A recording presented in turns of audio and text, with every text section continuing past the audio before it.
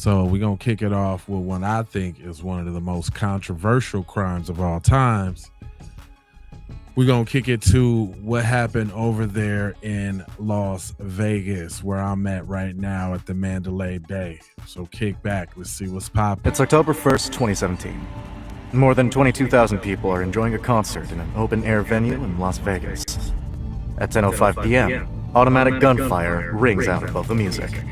Over the next 11 minutes, as people scramble to run away, a shooter on the 32nd floor of the nearby Mandalay Bay Hotel will fire more than 1,000 live rounds at the crowd. To this day, it's the deadliest mass shooting committed by a single person in American history. This is how it happened. Stephen Craig Paddock had an ordinary life, but only on the surface. When Paddock was 7 years old, his mother told him and his brothers that their father had died in a car accident, and they moved to California. In reality, their father, a diagnosed psychopath, was arrested for robbing a bank, and after escaping prison, he became one of the FBI's 10 most wanted criminals. They never saw him again. Growing up, Paddock was fiercely independent, and he didn't much care for friends. But he was analytical, good with numbers, and he knew it. After studying accounting, Paddock wanted to make money. Real money. After working at the post office, the IRS, and as an auditor for defense contractors, he was able to save enough money to buy a 30-unit apartment complex in California. Anytime Paddock became interested in something, he approached it with relentless focus. Real estate was no different. He would buy undervalued properties, remodel them, and rent them out. He was a good landlord. Cayenne, He kept what rents up? reasonable, he knew his tenants' names, and he taught himself how to install air conditioners, fix plumbing, handle electrical wiring, and do carpentry. Whenever his tenants needed something, he often fixed it himself. Over the years, Paddock built a small empire of properties, many of them generating him hundreds of thousands of dollars a year. In 2012, he even sold a 111-unit building in Texas for around $14.4 million. But in 2015, when Paddock was 62, he decided to retire. He sold his company and his personal home and moved to a retirement community in a quiet Nevada town called Mesquite. Paddock chose to retire here for a very specific reason. Throughout his life, he had sustained a quiet but steady gambling habit, and 81 miles, or an hour-and-a-half drive away from that quiet town, was the city of Las Vegas. Despite having a modest lifestyle, Paddock lived for the casinos. Hotels often gave him complimentary rooms and concierge services, knowing he'd spend heavily. MGM Resorts even extended him a $100,000 line of credit so he could play in their casinos. One time, he spent 4 months straight in a Vegas hotel, gambling almost every single day. But unlike most gamblers, Paddock wasn't reckless. As with anything he took seriously, he approached it methodically. He played video poker, a game that allowed for strategy. He studied the odds and tried to beat the system. Sometimes, he even succeeded. Paddock also had another hobby, firearms. But he never used them publicly or for sport. He was just a collector. Around this time, Paddock was living with his girlfriend, a woman from the Philippines. In their first years together, she described him as quiet but kind and caring. These days, he was mostly quiet. She said he seemed depressed. It's impossible to know exactly what was going on in Paddock's mind. From the outside, he may have looked like an unremarkable man living out his retirement quietly. But at some point around this time, he made a fateful decision. In October 2016, Paddock turned his attention back to guns. Over the years, he'd collected 29 of them, mostly handguns and shotguns, but this time he was buying rifles, dozens of them. To his girlfriend, this was a good sign. Paddock hadn't shown real interest in anything for months, and she just assumed this was just a renewed passion for his hobby. The next year, Paddock bought her a flight to the Philippines so she could visit her family, and gave her $150,000 to buy a house there. Then, alone, he began carrying out a plan he'd been working on for nearly a year. Today, some threats aren't as obvious as gunfire. Every search and every click reveals tiny pieces of who you are online. In fact, there's an entire $389 billion industry of data brokers who scour the internet for people's names, phone numbers, emails, addresses, and browser history, and then sell it for a profit to broker lists for you. When you sign up to hundreds of data-specific data to protect yourself to October 1st, Stephen Paddock's movements became increasingly deliberate. He spent much of the time traveling between his home in Mesquite and the Ogden Hotel in downtown Las Vegas, coming in and out with large suitcases and trash bags. He flew to Arizona to get more rifles. He bought armor-piercing rounds from an ammunition dealer in Reno. He tested weapons in the middle of the desert. On September 25th, he checked into the Mandalay Bay Hotel in Vegas. On the 27th, Yeah, that's the Vegas he asked to be dude. moved to a room with a better view. The hotel upgraded him to the Vista Suite on the 32nd floor. It had 2 adjoining rooms, numbers 134 and 135, at the very end of the hallway on the building's 100 wing. Paddock spent the next few days at the Mandalay Bay's casino and driving back and forth from Mesquite. Between gambling sessions, he brought large suitcases from his car up to his room, 23 in total. On Saturday, September 30th, he drove back home. That weekend, Las Vegas was hosting the Route 91 Harvest Music Festival, a 3-day country music event held in the Las Vegas Village, a large outdoor venue directly across the street from the Mandalay Bay Hotel. From Paddock's suite on the 32nd floor, the entire site was visible. The festival would end on Sunday night, October 1st, with a closing performance by country star Jason Aldean. Thousands of locals, tourists, families, and couples would attend. At around 2 a.m., the day of the concert, Paddock left Mesquite and drove back to the Mandalay Bay. He gambled in the casino for a few hours, and then returned to his suite and slept through the morning. At around 12:30 p.m., he brought up a few extra suitcases from his car. He ordered room service and asked the employee to leave the cart behind. Unusual maybe, but nothing to think twice about. After that, Paddock didn't leave his room. He just stayed inside, waiting. At approximately 9:18, Mandalay Bay security officer Jesus Campos is making his usual rounds when he receives an alert coming from the hotel's service optimization system. This software keeps track of nearly every electronic component inside the building: elevators, lights, motion sensors, and guest room locks. Campos is dispatched to inspect 5 rooms that had triggered alarms. The last one on his route is on the 32nd floor. Down on the ground, country star Jason Aldean starts his concert.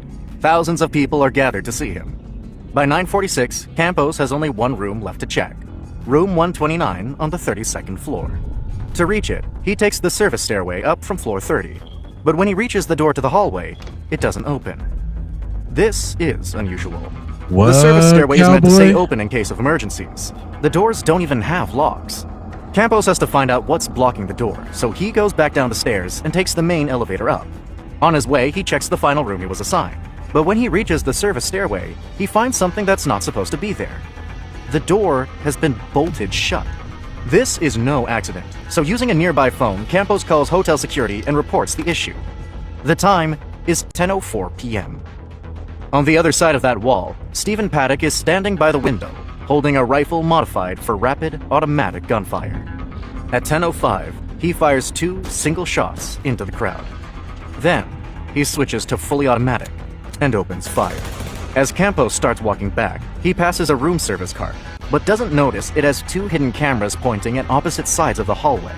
They're connected with a wire to a laptop inside Paddock's suitcase, and he's watching the feed in real time. As he's walking back, Campos hears what he thinks is a loud drilling sound coming from the Vista Suite. All of a sudden, it stops, but not for long. Paddock starts firing blindly at the hallway through his room door, and Campos reacts too late. He ducks for cover but gets hit in the leg and radios hotel dispatch for help. Meanwhile, Paddock returns to the window and starts firing at the crowd again. Down below, security guards and police officers stationed near the venue have mistaken the first round of gunshots for fireworks. But when they hear the sounds again and no colors light up the sky, they finally realize what's happening. The crowd does too. The music cuts out, and people start running in every direction. As the crowd scrambles to run away, Paddock fires at them continuously, for minutes on end. Meanwhile, an engineer called Stephen Shuck arrives at the 32nd floor to fix the door on the service stairway. As he makes his way through the 100 wing, he hears what he thinks is a jackhammer echoing from the end of the hall. What Inside up, the Queen? Vista Suite, Paddock sees him coming. And when Shuck sees Campos bleeding behind a door, he shouts for him to take cover.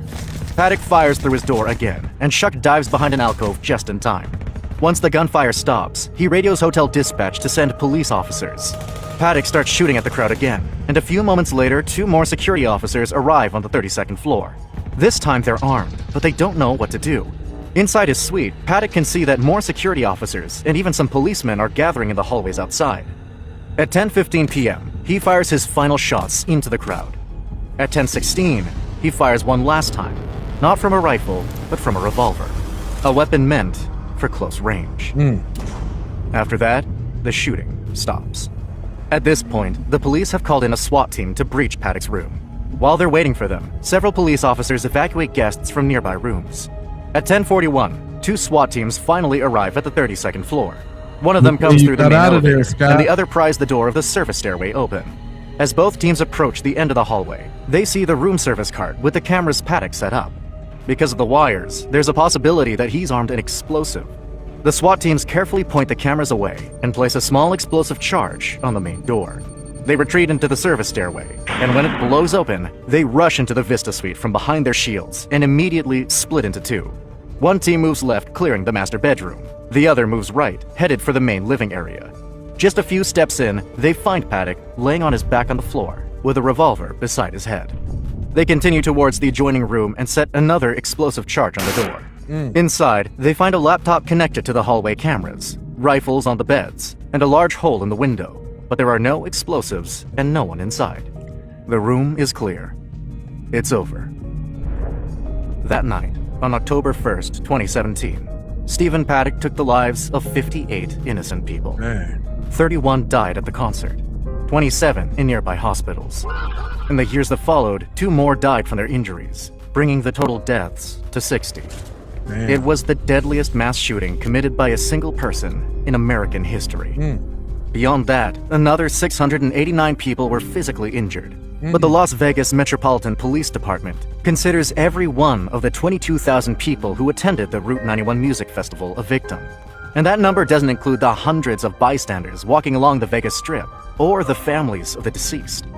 After the shooting, the FBI's Behavioral Analysis Unit spent months examining Paddock's finances, his relationships, his past, and his digital history. But what they found only raised more questions. Paddock had no criminal record, no history of violence, and no affiliation with any political or religious ideology. He wasn't active online, didn't leave a manifesto, a note, a video, or even a line of text explaining what he'd done.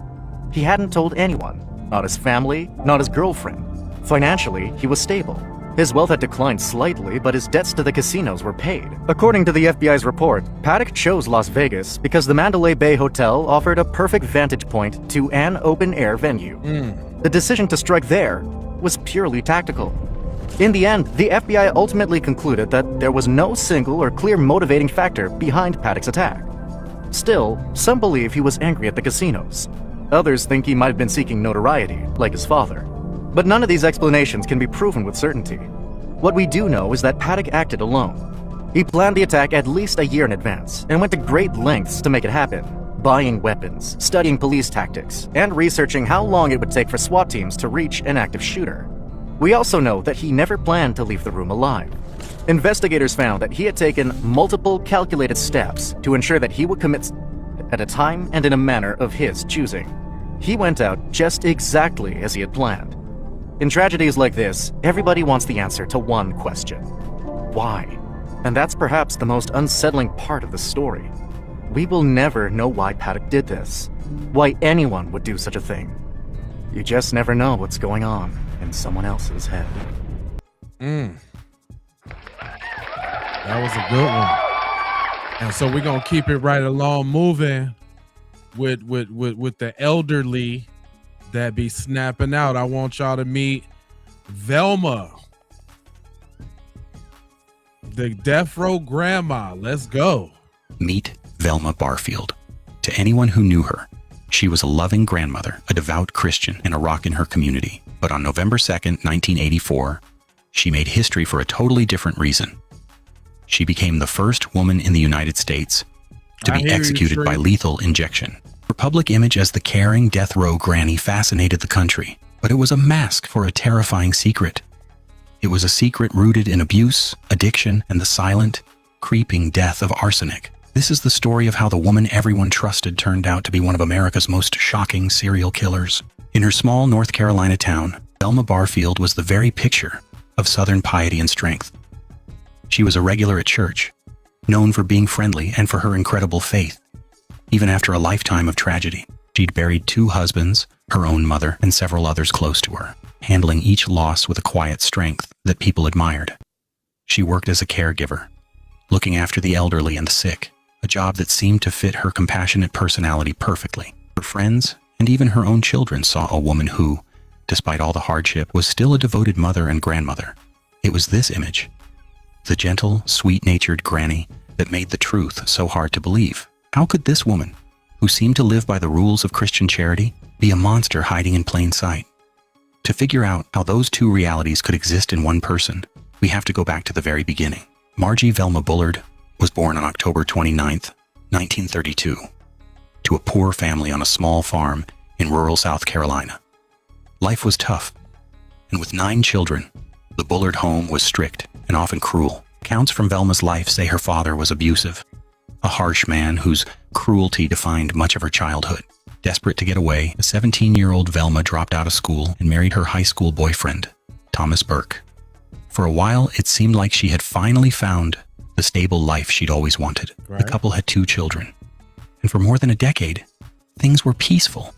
But that all fell apart around 1965, after Thomas got into a serious car accident that left him in constant pain. He started drinking heavily, and their fights got worse and worse. Around the same time, Velma had a hysterectomy and started dealing with her own chronic back pain. This led her down a road that would define the rest of her life, an addiction to prescription painkillers and tranquilizers. The quiet world she had built was starting to crack, and a dark new pattern was about to begin. The first strange tragedy happened in 1969. After an argument with Velma, her husband, Thomas Burke, died when their house caught fire. His death was officially caused by smoke inhalation.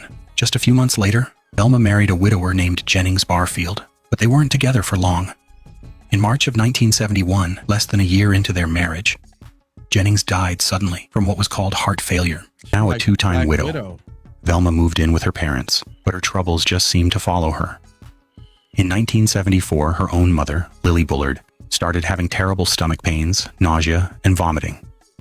She went to the hospital, but was sent home when she felt better. Damn, not the But when bomb. Velma visited for Christmas later that year, the sickness came back with a vengeance. What? Lily was rushed to the hospital and died just hours later, with doctors unable to explain what had killed her. Velma's money problems were getting worse. She started forging checks and was sentenced to 6 months in prison in 1975. When she got out, she found work as a private nurse for the elderly, a position of incredible trust. But she used that trust as a weapon. In 1977, while under Velma's care, an elderly couple, Montgomery and Dolly Edwards, both died within a month of each other from a violent, mysterious stomach bug. Soon after, Velma took a new job caring for another couple, and the husband, John Henry Lee, also died from the same strange symptoms. In every case, Velma was there, playing the role of the dutiful caregiver and grieving friend. No one had a clue that these weren't natural deaths. They were murders. In 1977, Velma started seeing a man named Stuart Taylor. Velma, deep in her drug addiction and desperate for cash, started forging checks on his bank account. Damn. She was terrified he was about to find out. One day, after they'd been to a church revival meeting, Stuart started complaining about a horrible pain in his stomach. Velma immediately jumped into her familiar role, insisting she would nurse him back to health. She served him beer and tea, but he only got worse. The agonizing pain and sickness were exactly what her other victims had gone through. Finally, she took him to the hospital, where he died a few days later on February 3rd, 1978. not Velma. But this time, something was different. Stuart's family was suspicious, and in a shocking turn, police got a call from Velma's own sister, who told them Velma was a poisoner who had killed Stuart just like she'd killed their mother. An autopsy was ordered, and the results confirmed the awful truth. Stuart Taylor's body was full of arsenic. The investigation blew up from there.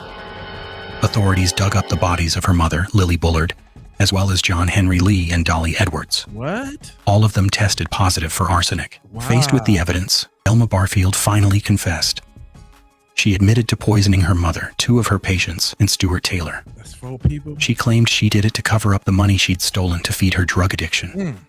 She argued she only meant to make them sick, not kill them, just to buy herself time to pay the money back. She denied killing her 2 husbands, though Jennings Barfield's body was later exhumed and was also found to have traces of arsenic. The image of the sweet, grieving grandmother was destroyed, revealing the cold, calculating killer she really was. In late 1978, Velma Barfield stood trial for the first-degree murder of Stuart Taylor. Her Not the defense team arsenic. argued she was legally insane, claiming years of drug abuse and a possible multiple personality disorder meant she didn't know what she was doing. But the prosecution painted a very different picture, a cold, manipulative woman who killed for money and to keep her victims from exposing her thefts. The jury didn't buy her defense. They saw a woman who killed systematically and without any apparent remorse. During the trial, she reportedly seemed cold and detached, even giving the district attorney a round of applause after his closing statement. The jury found 3 aggravating circumstances. The murder was for financial gain, it was done to obstruct justice, and it was especially heinous, atrocious, or cruel. In December 1978, the jury recommended the death penalty. Velma Barfield was sent to North Carolina's Central Prison, where she became the state's only female death row inmate. For the next 6 years, her case was a national spectacle. While on death row, she had a powerful religious conversion, becoming a born-again Christian who ministered to other prisoners. This new identity, the death row granny, earned Well, y'all said Jesus saved. I guess he tried to save her too. her support from religious leaders like Billy Graham and from opponents of the death penalty. They argued she was rehabilitated and that her sentence should be commuted. Her appeals dragged on for years, but every single one failed. With no legal options left, Governor Jim Hunt denied her final plea for clemency. Her fate was sealed. Yeah. On November 2nd, 1984, a 52-year-old Velma Barfield was led to the execution chamber. For her last meal, she chose a bag of cheese doodles and a Coca-Cola. Her final statement expressed sorrow for the pain she had caused the families. At 2:15 a.m., she was executed by lethal injection, becoming the first woman executed in the United States since 1962, and the very first by this method. The story of Velma Barfield is a chilling study in duality. She was a poisoner who used the trust people placed in a caregiver as her most deadly weapon. She was a serial killer whose quiet, unassuming personality was the perfect cover for her crimes. Her case leaves us with a disturbing question. How well can we ever really know the people we let into our lives? And what dark secrets can be hiding behind a grandmother's loving smile? Damn, that one is pretty creepy, man. Granny up to no good.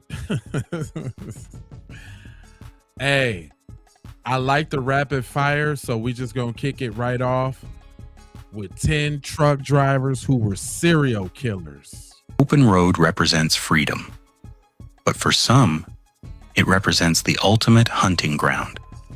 In 2009, the FBI launched the Highway Serial Killings Initiative after noticing a terrifying pattern. Hundreds of bodies dumped along America's interstate corridors. Today, we count down 10 truck drivers who were actually serial killers. For 1, Keith Jesperson. Operating in the early 1990s, this long-haul trucker murdered at least 8 women. He taunted police by writing confessions on truck stop bathroom walls, signing each one with a chilling smiley face. Number 2, Robert Ben Rhodes. Rhodes converted the sleeper berth of his semi-truck into a literal mobile torture chamber. Convicted of 3 murders but suspected in over 50, he hunted hitchhikers and stranded motorists for over 15 years. Number 3, William Bonin. Bonin used his local commercial driving jobs to terrorize Southern California. He utilized the sprawling freeway network to transport and dump his victims, leading to 14 convictions before his 1996 execution. Number 4, Bruce Mendenhall. Arrested at a Nashville truck stop in 2007, Mendenhall's run ended when an observant detective spotted blood inside his cab. He was convicted of 3 murders, but police suspect him in several multi-state highway cold cases. Number 5, Adam Leroy Lane. Lane didn't hunt at truck stops. Instead, he parked his massive rig near quiet suburbs, directly off highway exits. Armed with knives, he entered homes to attack victims while they slept before a victim's father subdued him in 2007. Number 6, Delmas Colvin. Operating through the 80s and 90s, this Ohio trucker exploited the transient nature of truck stop corridors. Convicted of 5 murders, Colvin later confessed from prison to killing over 50 women, frequently hiding them in remote trucking yards. Number 7, Peter Sutcliffe. This British killer proved the trend was global. Wow. Sutcliffe murdered 13 women in the late 1970s while working as a lorry driver, using his... Hey, Dave, do you got the is there articles that we can pull up and all of that? You want to come up and tell that story? Because we do the live call-in on the crime. You want to come up and tell that story? The last one we had was fire. If you got the receipts, we'll pull it up. You ain't got to show your face or nothing. I put the link out there for you to get out. Let me know. His official mandatory company delivery logs to provide flawless alibis to investigators. Number 8.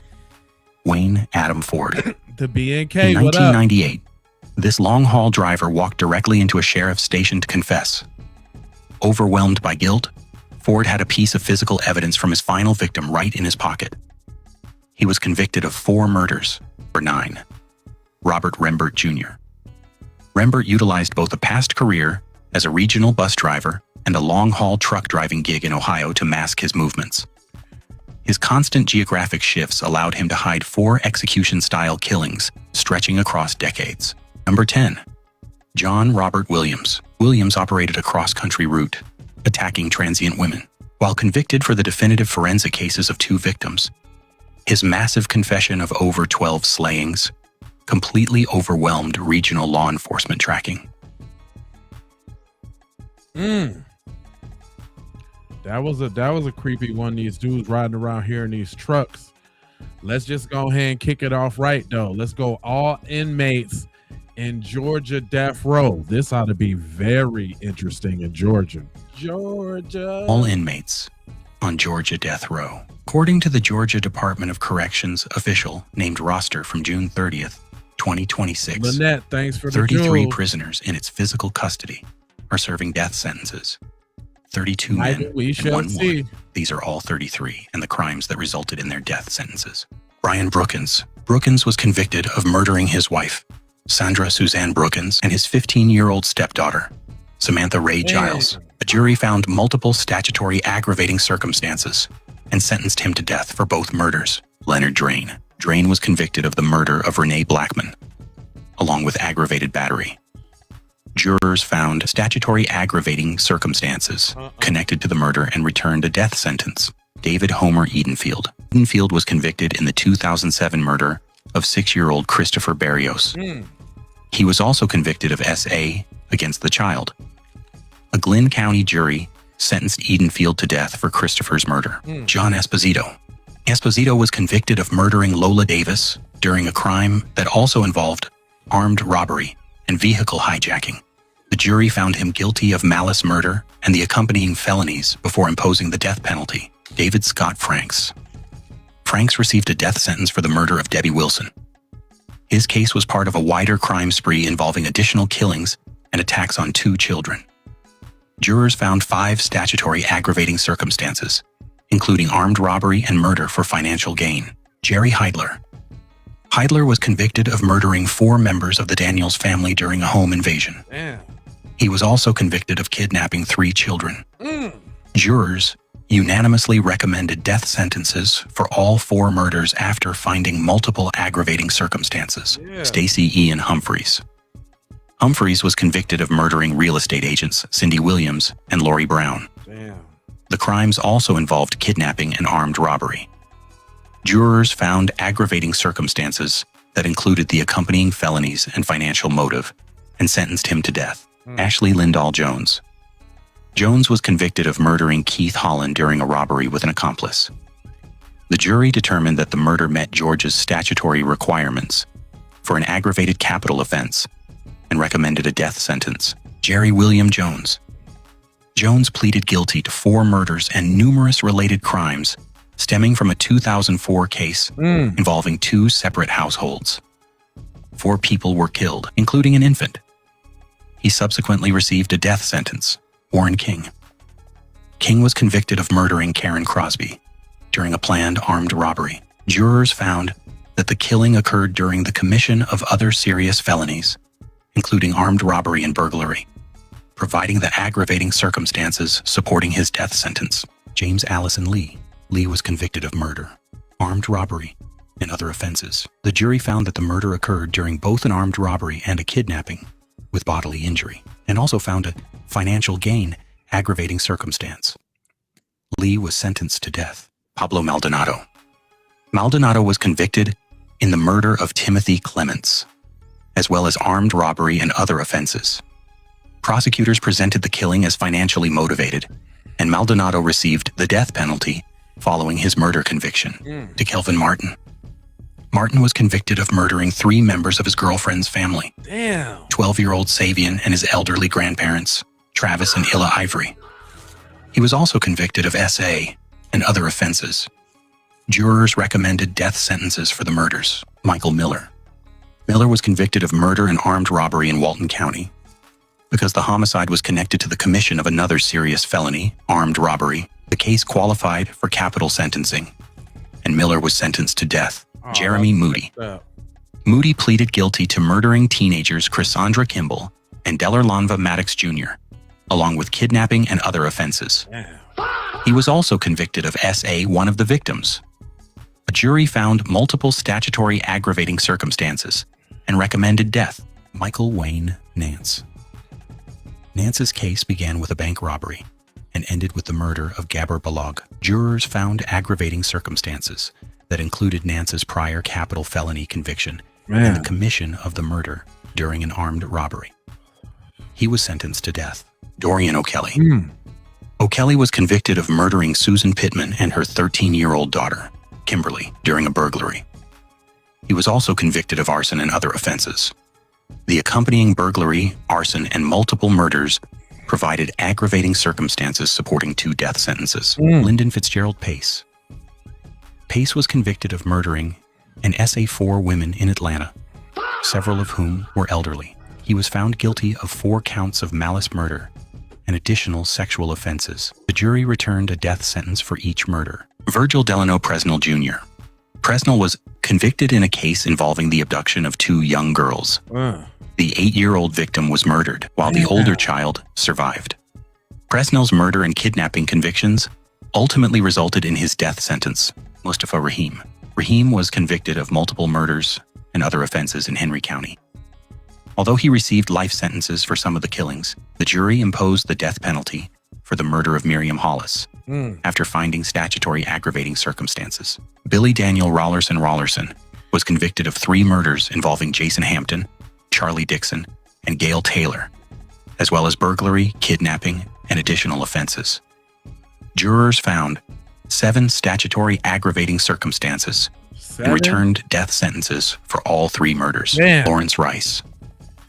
Rice was convicted of murdering Connie Mincher and her 14-year-old son, Ethan, during a burglary. The jury found multiple statutory aggravating circumstances surrounding the 2 killings and recommended that Rice be sentenced to death. Reynaldo Javier Rivera. Rivera was convicted of murder and multiple SA offenses in the capital case. Jurors found aggravating circumstances that included the murder occurring during the commission of other serious crimes. Rivera was sentenced to death. James R. Rogers. Rogers was convicted in Floyd County of murdering his neighbor Grace Perry and of aggravated assault involving another woman. A jury returned a death sentence for the murder. His conviction and sentence have since been the subject of decades of appeals. DeMarcus Alley Sears. Sears' case is unusual because his Georgia death sentence was imposed for kidnapping with bodily injury rather than a Georgia murder conviction. He kidnapped Gloria Wilbur during an armed robbery, and she was later murdered.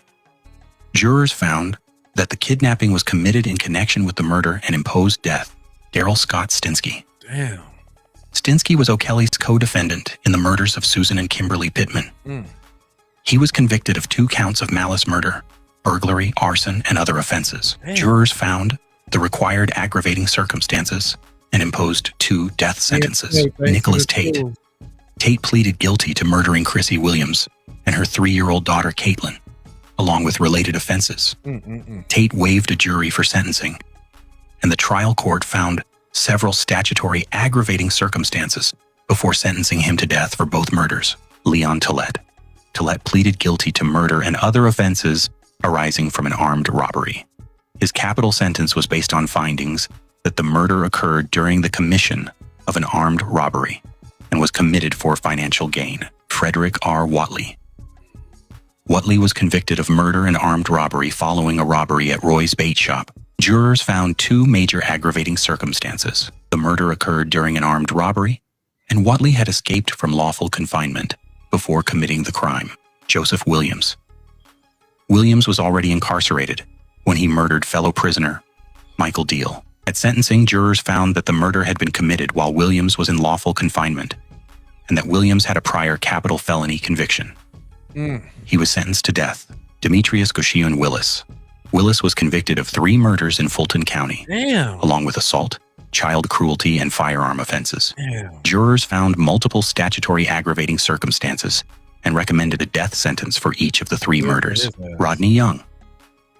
Young was convicted of murdering Gary Jones in Newton County, along with several related offenses. During the penalty phase, the jury found multiple statutory aggravating circumstances and recommended that Young receive the death penalty. Tiffany Moss. Finally, Tiffany Moss is the only woman on Georgia's named death row roster.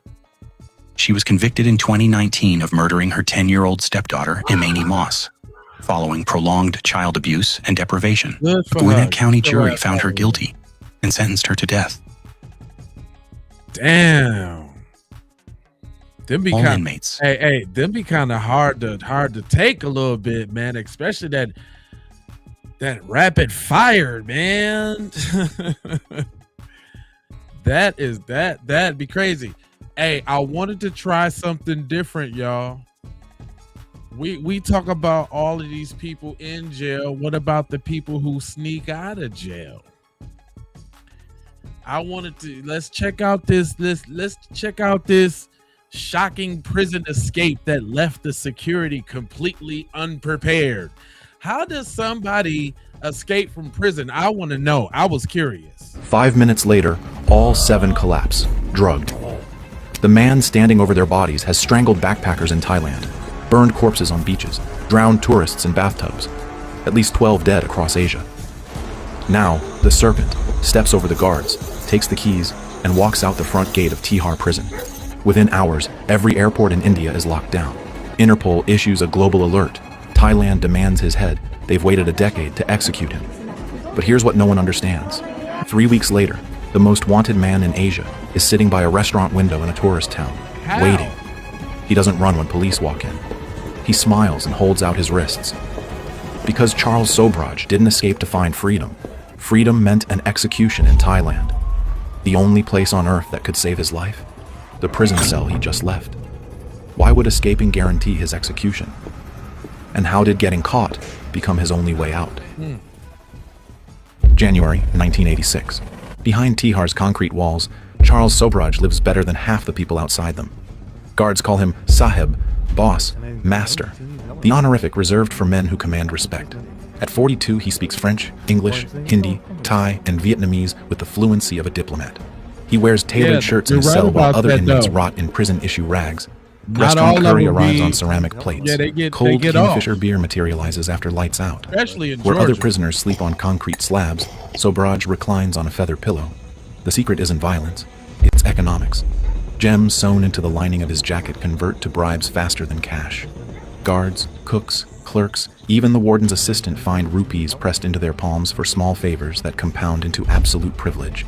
Sobhraj has transformed India's most notorious prison into his personal hotel, and nobody questions the arrangement because everyone profits from it. But comfort means nothing when a death sentence waits at the gate. Sobhraj's 12-year term for drugging French tourists in 1976 expires in weeks. Release should mean relief, but for him, it means extradition, a one-way flight to Bangkok, where Thai prosecutors hold warrants for 6 murders. The victims were young Western backpackers drifting through Southeast Asia on shoestring budgets. A Dutch couple found strangled in a Bangkok apartment. An American woman burned beyond recognition on a Pattaya beach. A Canadian student whose body washed up near Phuket. The press dubbed him the Bikini Killer, for the swimwear his victims often wore when discovered.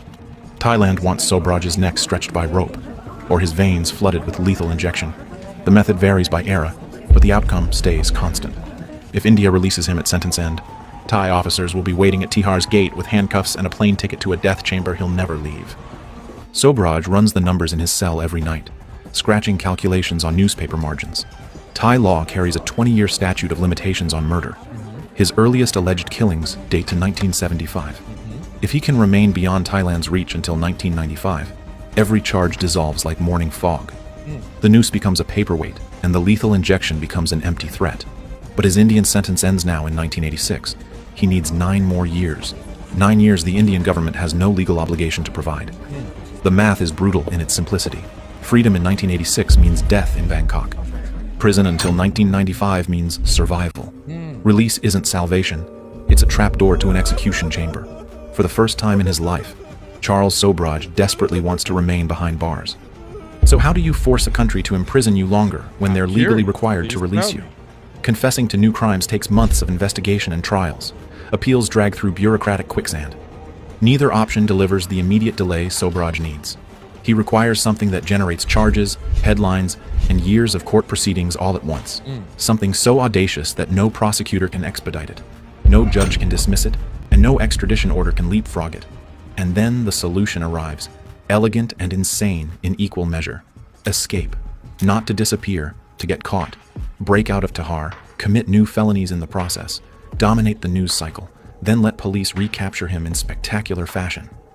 Fresh charges, fresh trials, fresh years behind Indian bars while Thailand's clock bleeds towards zero. I know, ain't it? Every day India holds him is a day Thailand cannot execute him. If you think this sounds like the plot of a fever dream, you're not alone. But Charles Sobhraj has built his entire 42 years on schemes that sound impossible until they work. He strolls the exercise yard beneath the watchtower, lips curling into a private smile. The blueprint crystallizes. He'll need accomplices willing to risk everything for a promise of freedom. He'll need sedatives strong enough to drop armed guards, but weak enough to avoid manslaughter charges. He'll need a getaway vehicle, outside contacts, split-second timing. One miscalculation means a bullet in the spine or an expedited flight to Bangkok's death row. But doing nothing guarantees execution anyway. The odds favor action. The king of Tihar is about to bet his life on the most counterintuitive jailbreak ever attempted, escaping prison so he never has to leave it. What could he offer fellow inmates to make them risk their lives for a scheme they don't fully understand? And how does a prisoner stockpile enough drugs to knock out a dozen guards without anyone noticing? Every great con needs accomplices who believe they're getting a real reward. Sobhraj recruits 2 convicted heroin smugglers serving life sentences, hard men with nothing to lose and everything to gain from a shot at freedom. During yard time, he lays out the escape in whispered fragments. A diversion inside the cell block, sedatives hidden in food, a car waiting outside the main gate. The smuggler's eyes widen. Tihar is supposed to be escape-proof. 12-foot walls, armed guards, and watchtowers scanning the perimeter. But this soft-spoken man speaks as if he's already walked through the concrete. They agree without hesitation, recruiting 4 more inmates willing to risk bullets for open air. What Sobhraj doesn't mention, he has no intention of staying free. The accomplices believe they're fleeing to Nepal, new identities, fresh starts in mountain villages where Indian police can't follow. They don't know they're pawns in a scheme designed to end in headlines and handcuffs. That secret stays locked behind Sobhraj's smile. The weapon is chemistry. Over 3 months, Sobhraj accumulates sleeping pills, tranquilizers, and sedative powders through every channel available to a man with money. Diazepam arrives inside hollowed-out book spines. Barbiturates slip through in care packages labeled vitamins.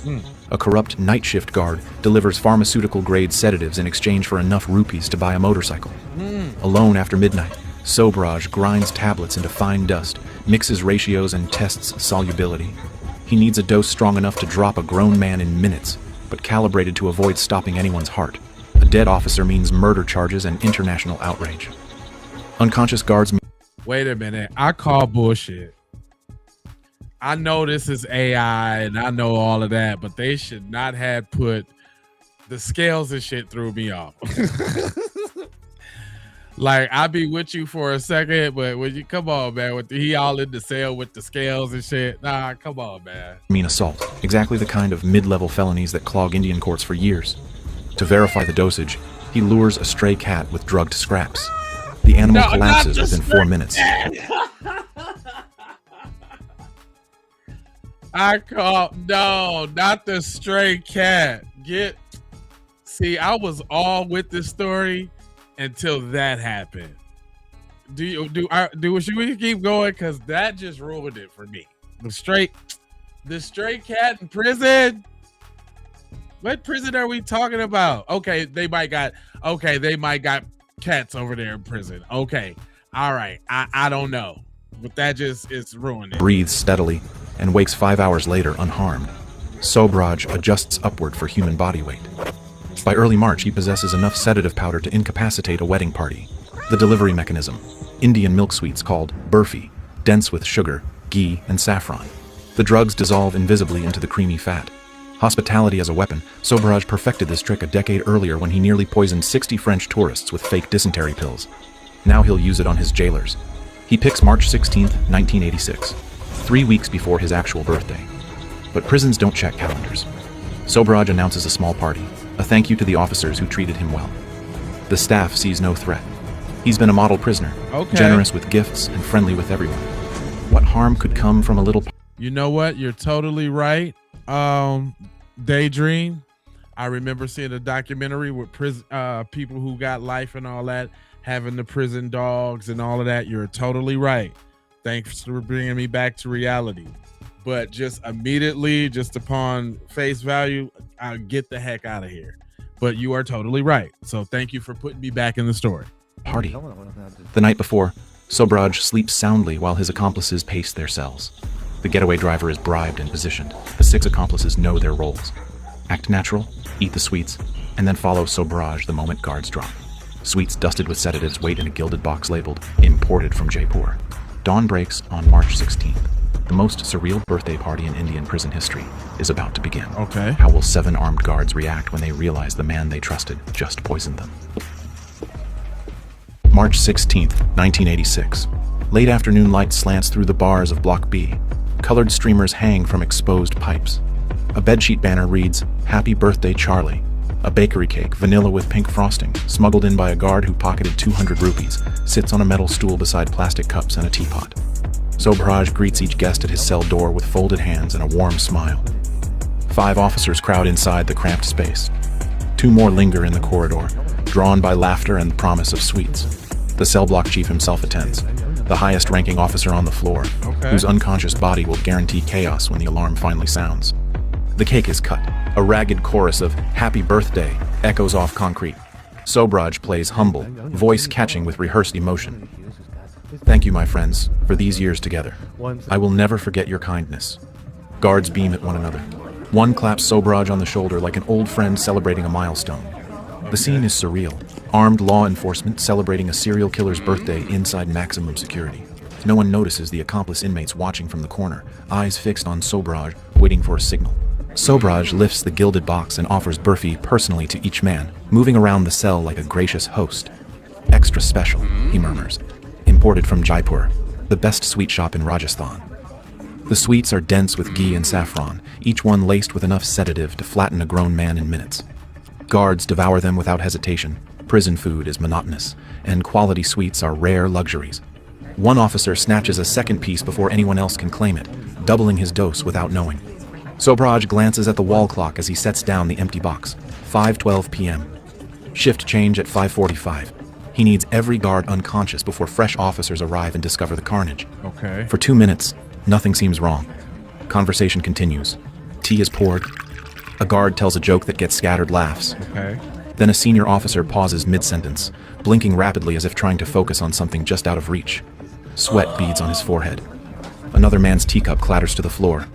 "I don't feel," he starts, then crumples against the wall like a marionette with cut strings. The collapse cascades through the room. Guards stagger, grab for furniture, clutch their heads. One reaches for his radio, but his fingers won't close around it. The 2 sentries in the corridor rush in to help their fallen colleagues, and succumb within seconds. The drugs already circulating through their bloodstreams from the sweets they'd sampled earlier. In under 5 minutes, 7 officers lie sprawled across the floor, breathing but unconscious. Okay. The highest security prison in India has been neutralized by dessert. Sobraj moves fast. He steps over a twitching guard, bends down, and unclips the master keyring from the man's belt. An accomplice lets out a whoop of triumph, and Sobraj silences him with a glare sharp enough to cut. Is this MacGyver? Is this an episode of MacGyver? Because now I'm like, bullshit. Get out of here. Fresh, imported from Singapore. These are the saffron. They're saffron, they are. Boy, if you don't get your ass out of here.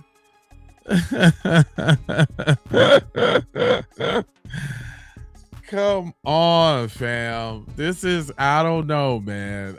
It's losing me a little bit. What y'all think? Glass. Celebration comes later, or never, depending on the next 30 minutes. They drag unconscious bodies out of the doorway, positioning them against the walls. Then, Sobraj performs the final theatrical flourish. He locks all 7 guards inside his own cell. the prisoner caging his jailers. The reversal is almost poetic, but there's no time to savor it. He leads 6 men down the corridor at a deliberate, casual pace. Running draws attention. Panic draws bullets. They walk like trustees returning from an errand, nodding at a drowsy sentry who barely glances up from his newspaper, passing a clerk too focused on paperwork to notice anything unusual. Shift change is minutes away. At the final checkpoint, a guard sits behind reinforced glass with his hand near a panic button. Sobhraj approaches with an easy smile. "Errand for the warden's office," he says in fluent Hindi. The guard hesitates. Something feels off, but Sobhraj's face is familiar from years of model behavior. The guard buzzes them through. "Back in a minute," Sobhraj calls cheerfully as the heavy steel gate swings open. It clangs shut behind them with a sound like a coffin closing. Okay. Outside, Delhi evening air fills his lungs for the first time in a decade. The White Ambassador waits exactly where promised. Engine idling, driver gripping the wheel. Sobhraj ushers his accomplices inside and slides into the back seat. The driver pulls into traffic before the sun touches the horizon. Behind them, Tihar sits quiet, oblivious. Inside Block B, 7 guards will sleep for hours before anyone discovers the locked cell and the missing inmates. The accomplices tremble with adrenaline, giddy at their impossible luck. Sobhraj offers only a thin smile. They expect him to celebrate, to reveal the border crossing, to plot their new lives. Instead, the car heads south, toward Goa, a tourist paradise 1,200 kilometers away, crawling with police, foreigners, and journalists. Every mile brings Sobhraj closer to exactly the kind of attention a fugitive should avoid. His companions don't realize they're riding into a trap that only one person in the car understands. What happens when India's entire law enforcement apparatus starts hunting the most infamous killer on the subcontinent? And why would a man smart enough to escape Tihar choose a beach restaurant as his hiding spot? The drugged guards wake at dusk, disoriented and utterly humiliated. Okay. They find themselves locked inside a prisoner's cell, their radios out of reach, their dignity in ruins. The alarm klaxon screams through Tihar within minutes, echoing across the prison complex like an accusation. By midnight, an all-India alert floods every airport, seaport, train station, and border crossing from Kashmir to Kerala. The bikini killer has escaped. Police roadblocks sprout on every highway out of Delhi. Armed officers stop cars, check trunks, interrogate drivers. Interpol issues a red notice flagging every international transit point. Newspapers run screaming headlines. Serial killer drugs guards with birthday cake. Strolls out front gate. The public oscillates between terror at a murderer on the loose and grudging admiration at the sheer audacity of the scheme. Okay. Sobhraj's legend swells into dark mythology. Days pass with no sign of Sobhraj or his crew. Rumors swirl through police stations and newsrooms. He crossed into Nepal through a mountain pass, boarded a cargo ship in Mumbai harbor, bribed his way onto a private plane. Thai officials send furious cables demanding answers. Indian police sweat through sleepless nights, careers hanging by threads. And while every detective combs shadows and borders, Charles Sobhraj sits in a wicker chair at Okokero restaurant in Goa, eating prawn curry by a window that faces the street. Thanks. No disguise, no alias. His signature cap and sunglasses are visible to anyone who glances inside. He reads a newspaper, one with his own face on the front page. Thanks. April 6th, 1986. His actual birthday, 3 weeks after the escape, finds him chatting with European tourists at a neighboring table, charming as if he's a businessman on holiday rather than the most wanted man on the subcontinent. A tip reaches local inspector Madhukar Zende, someone matching Sobhraj's description at a beachside restaurant. Zende drives there half expecting another hoax, the 100th false sighting this week. Instead, he spots the unmistakable profile through the glass, backlit by afternoon sun. Heart pounding, Zende pushes through the door and approaches the table. "You are Charles Sobhraj. You are under arrest." The restaurant freezes. Diners hold their breath. Sobhraj looks up from his curry, meets the inspector's eyes, and smiles with genuine warmth. His wrists extend before Zende even reaches for handcuffs. "Happy birthday to me, Inspector." 3 weeks after the most audacious prison break in Indian history, the Serpent is back in custody, caught in a tourist restaurant, making no effort to flee. But I thought Authorities he are relieved committed but baffled. felony. Why would a genius escape artist loiter in plain sight? Hidden loot? A rendezvous gone wrong? Or I guess A mental escape is a breakdown? felony, right? They interrogate Sobhraj for hours, and he answers with the smugness of a chess player explaining checkmate. He never intended to stay free. Right. The escape was theater, every moment calculated for maximum legal entanglement. By breaking out, drugging officials, evading police for weeks, and finally getting recaptured, he guaranteed fresh felony charges, crimes committed on Indian soil, prosecuted in Indian courts. Those trials would take years. Years he'd spend safely in Tihar while Thailand's 20-year statute of limitations ticked toward zero. Every headline, every roadblock, every humiliated guard added weight to his case file and months to his sentence. He didn't escape prison. He escaped extradition by forcing India to keep him locked up longer. Officials stare in disbelief. The scheme is so brazen it barely sounds legal, except that's exactly the point. Sobraj exploited loopholes no lawmaker imagined. Indian courts convict him of prison escape and drugging government officers. The sentence, 10 additional years. Legal delays push his release to 1997, 2 years past the expiration of Thailand's murder warrants. What will Thai authorities do when they realize their case evaporated while Sobraj sat comfortably in Indian custody? And does Sobraj have any idea that his freedom in 1997 won't be the end of the story? Tihar welcomes Sobraj back with a different energy. Guards no longer accept his gifts or share his jokes. Fellow inmates whisper about the man who played four-dimensional chess with 2 governments and won.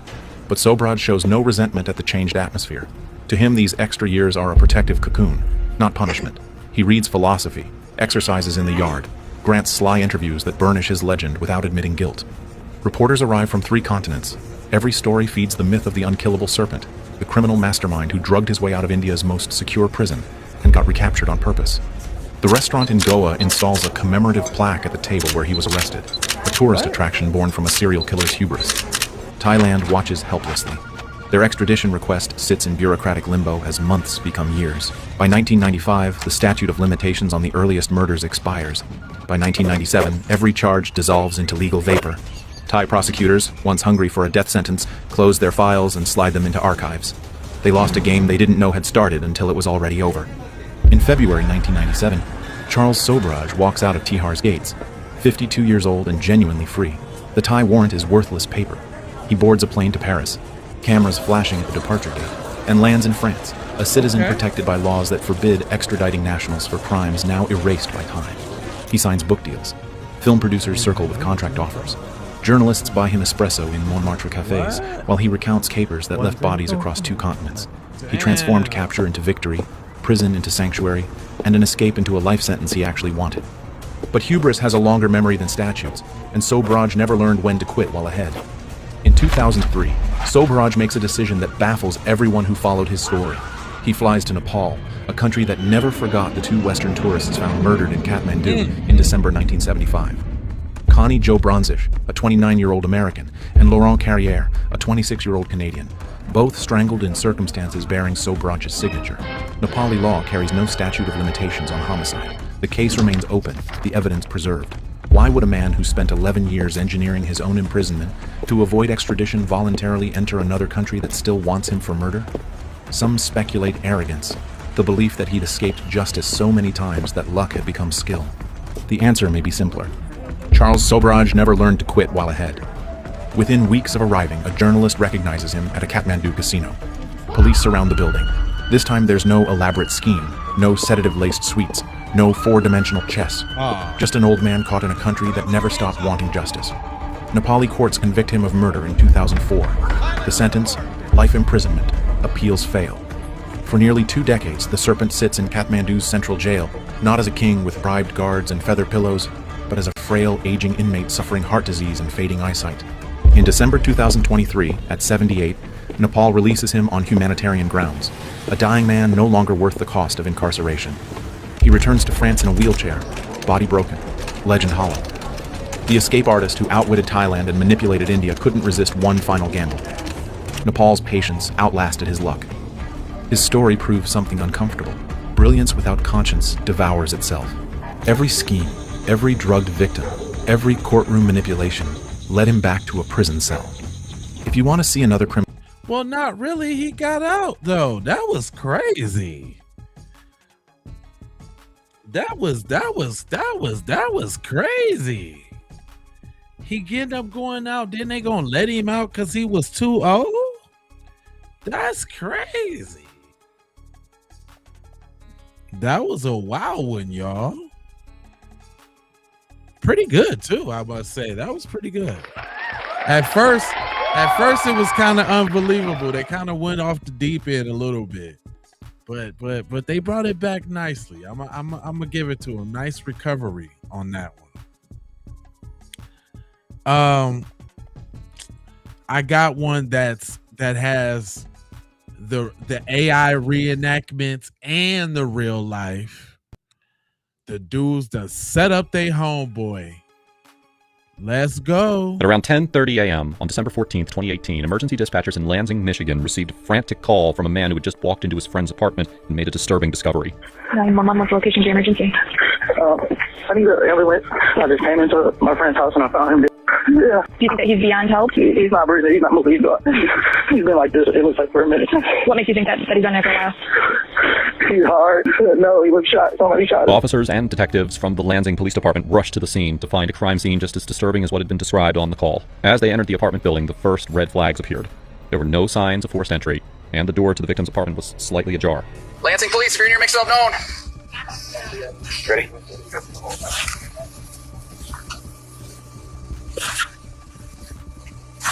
Watch your step. Is he underneath that cushion?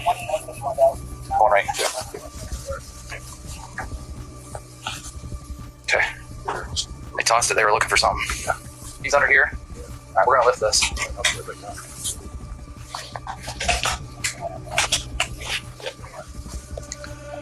They found a black male lying face down in a pool of blood, shot in the head, with multiple gunshot wounds to his torso, and his body was already cold to the touch. It was clear that this was a homicide.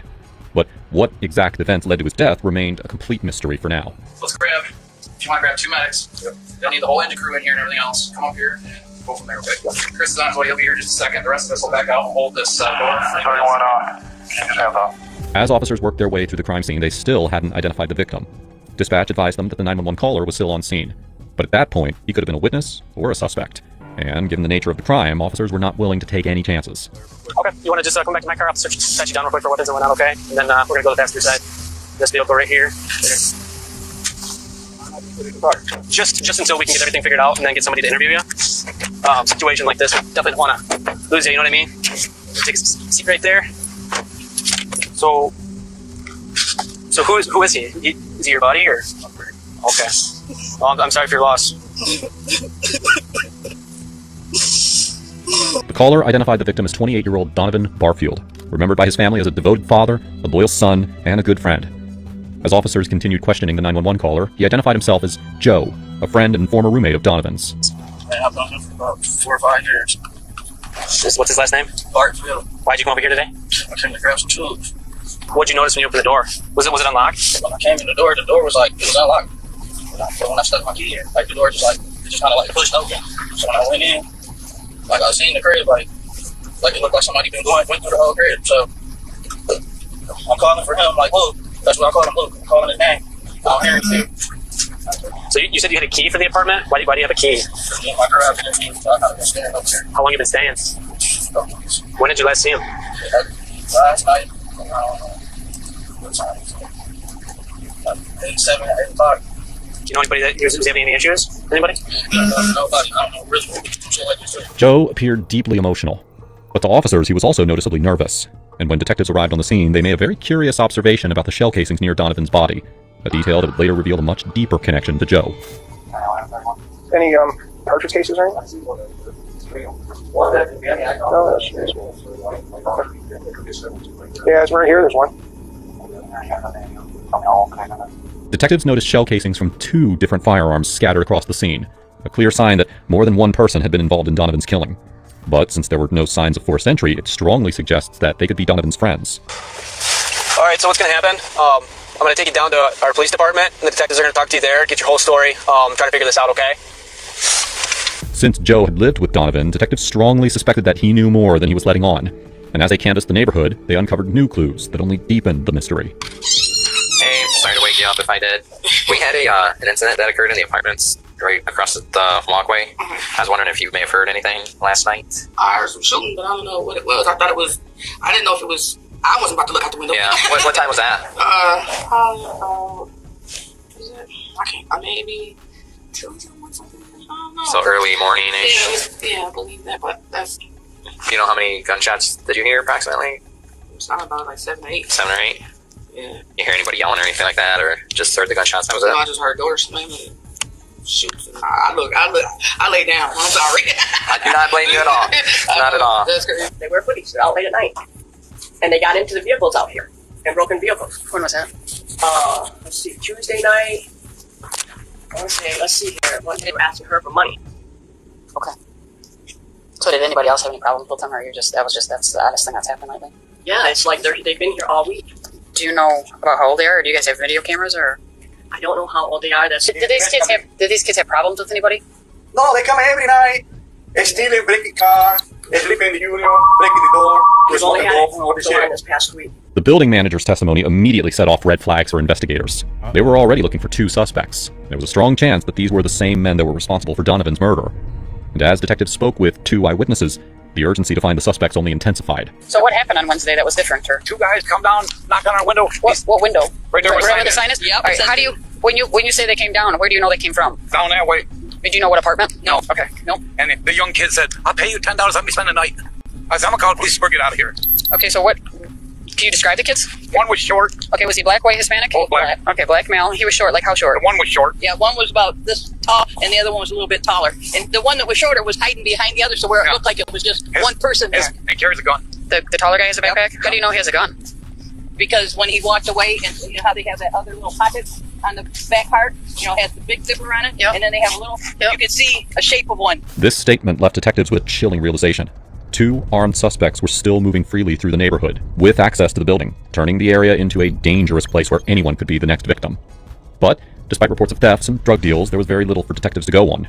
The building had no surveillance cameras, and so by that point, the question of who shot Donovan Barfield and why remained completely unknown.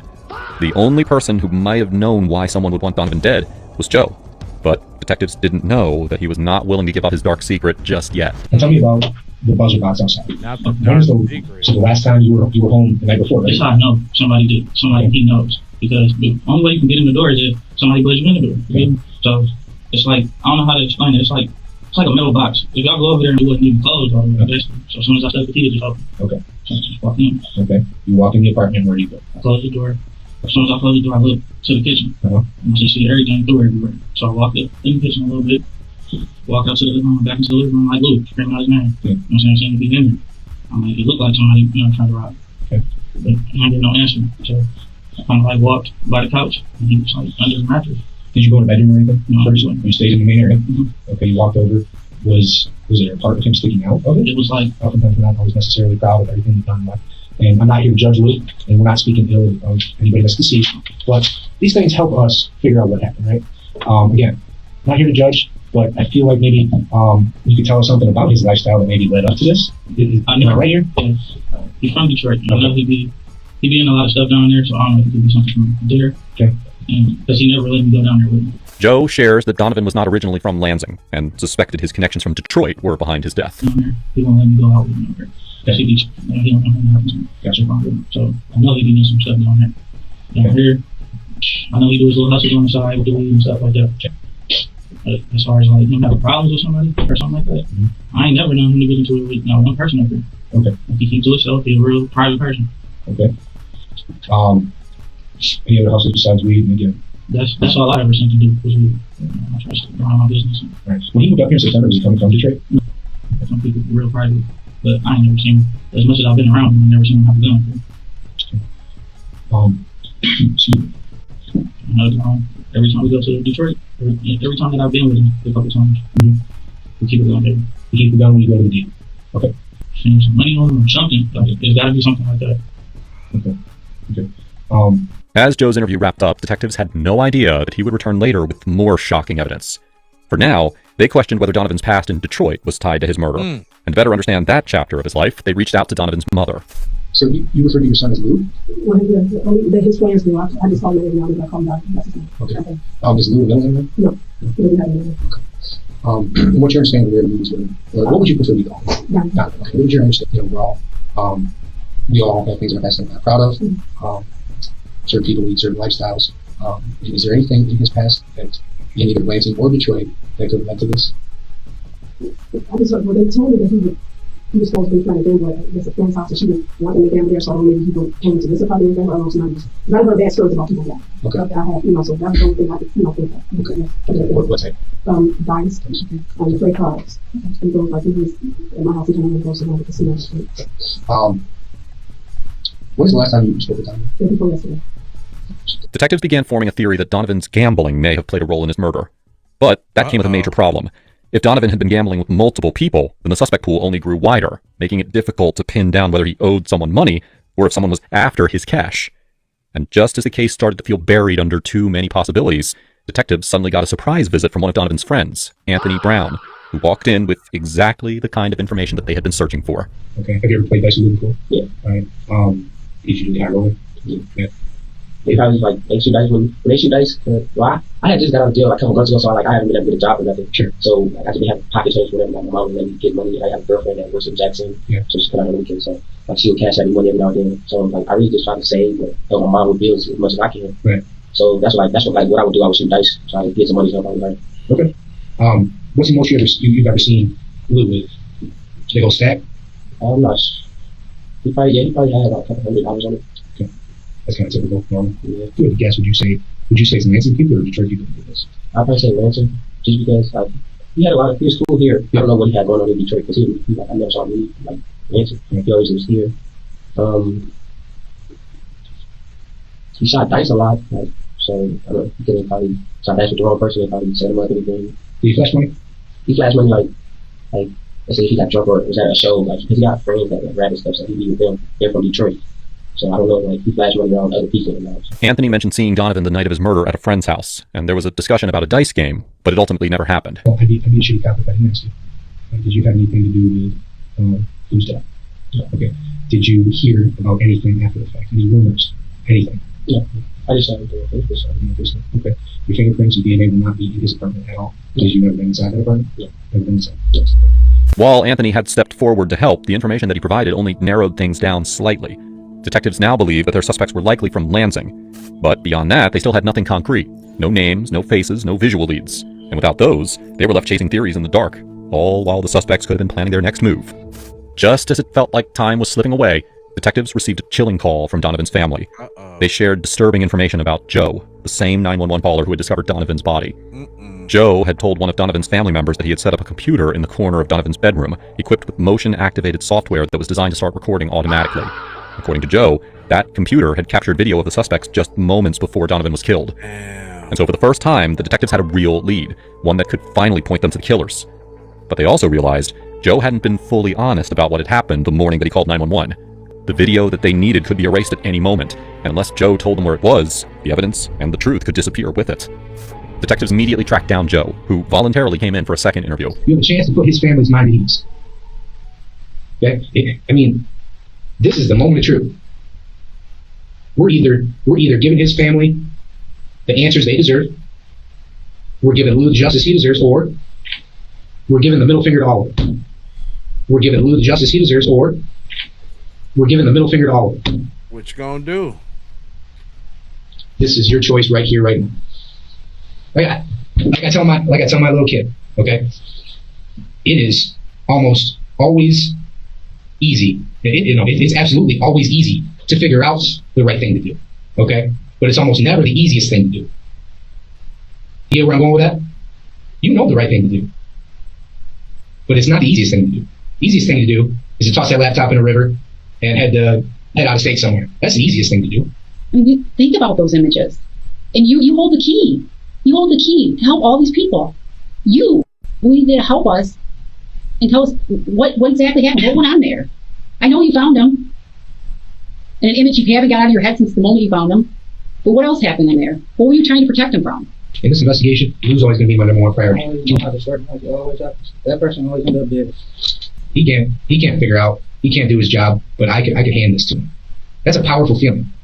Give me that video. Give me the truth. Give me the names of the people that threatened you. Give me the name of the motherfucker that killed me. And I promise you, I'll do my job. Okay, here it is. If I don't get that laptop, you're going to be arrested for obstruction. Felony. Okay, that's it. All right, that's your boy. That's your man. Got me in the middle. I'm the one getting death threats. I ain't did nothing. At least tell me this, okay? At least tell me this. For God's sake, you didn't delete it, did you? You didn't delete it, did you?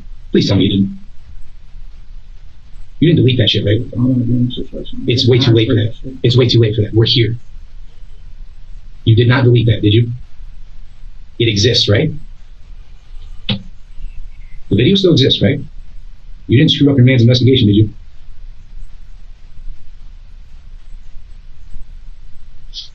You don't have a choice here, man. You're either a cooperative witness or you're an obstructionist. You're either obstructing a murder investigation or you're a cooperative witness. You can make that decision for yourself right now. Is it gone? Am I beating my head against the wall here? That's your boy, okay? You lived with him. You found, you know what? I wouldn't wish that on my worst enemy. Find your boy dead in your own apartment, okay?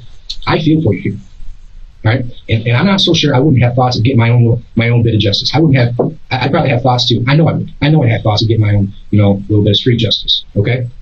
But you haven't passed the point of no return yet. Just please tell me you didn't delete it. For the love of God, did you delete it? You did not delete it, okay. Thank God. Thank God. Joe told detectives that when he found Donovan, he removed the computer that had captured the video, hid it at a friend's house, watched part of the footage, and then returned to the scene and called 911. So detectives could now confirm that the video existed, but they still had no idea where Joe had hidden it. And with time running out, they needed that information before the evidence either fell into the wrong hands or vanished entirely. There's nothing you can do to change it. Your name's on this. It's what you do now that makes you a man or makes you a phone. It's what you do now. At this point, that's all we need. We need that piece. We need that piece of the puzzle right today. And you have it. Can you make the call and get him here? Eventually, Joe admitted that a friend had been holding onto the computer for him. Detectives immediately sent over a patrol officer to retrieve it and bring the computer back to the station as evidence. This was finally the moment that they would see their suspects for the first time. And this footage was just the smoking gun that the detectives needed. In the video, detectives saw one of the suspects rifling through the room, grabbing items and moving things around. One of the things taken was a leather backpack sitting on the bed. At one point, one suspect turned and faced the camera, giving detectives a clear enough image to grab a screenshot. The footage also showed a second suspect carrying a firearm and also holding a pair of black sneakers. But the discovery didn't stop there. What detectives saw next made the case far more dangerous and pushed the urgency to find the suspects to a critical level. Somebody had to be at least in there. So you think there's a third person in the room with him? There's gotta be. In another clip, there was a third suspect wearing a different pair of clothing. And detectives now knew that they were looking at 3 homicide suspects. But the detectives couldn't get a clear shot of the other 2 suspects. And so, once again, they turned to Joe for information.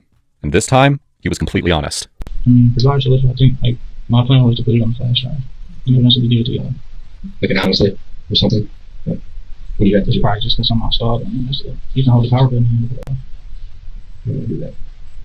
When you were watching this time, I swear to you, I've never seen a day in my life. I swear, never seen them. That's why I said it was. You know what whose body type they look like, and was anybody who you think it looked like? It just looked like kids, like young kids, like little kids.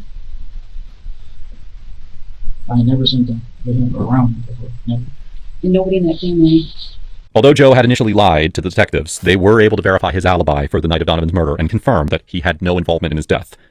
But solving the puzzle of Donovan's murder was only just beginning. Detectives now had 3 potentially armed suspects to track down, and they had to move fast before someone else ended up dead. An anonymous Crime Stoppers tip pointed them to a man named Neil Prince, who was trying to steal items stolen from Donovan's home through his Facebook profile. What was even more shocking was that Neil's face matched the screenshot that the detectives had pulled from the video. Detectives still had no leads on the other 2 suspects, though, and with Neil out there tied to evidence from Donovan's homicide, they knew that they had to catch him as soon as possible. Detectives obtained a search warrant for Neil's home and found stolen items in his bedroom, including the sneakers seen in the video. He was arrested and immediately brought in for questioning. Everything was now riding on this moment. Neil's statement could finally lead detectives to the other 2 suspects, or leave them with nothing at all. Hey, Mr. Prince. How are you, sir? My name's Mike. I'm the second for police department. My name's I'm gonna fix this chair so you can sit. You asked me about a homicide that occurred over on Bayview on December 14th. Specifically. Okay. Understand that we did not come to your house. We're not talking to you by. It's not just random. Just put your name out of that. We have information available to us that we think that we have some knowledge about that incident that you can share with us. Okay. We want to get your side of the story. Everybody has a side of the story. We want to hear what you know about the situation, what went on that night. We're talking to you because the stuff that I'm telling you is the truth. So what we need you to do, take a deep breath, explain to us what happened that night over at the apartment. Okay.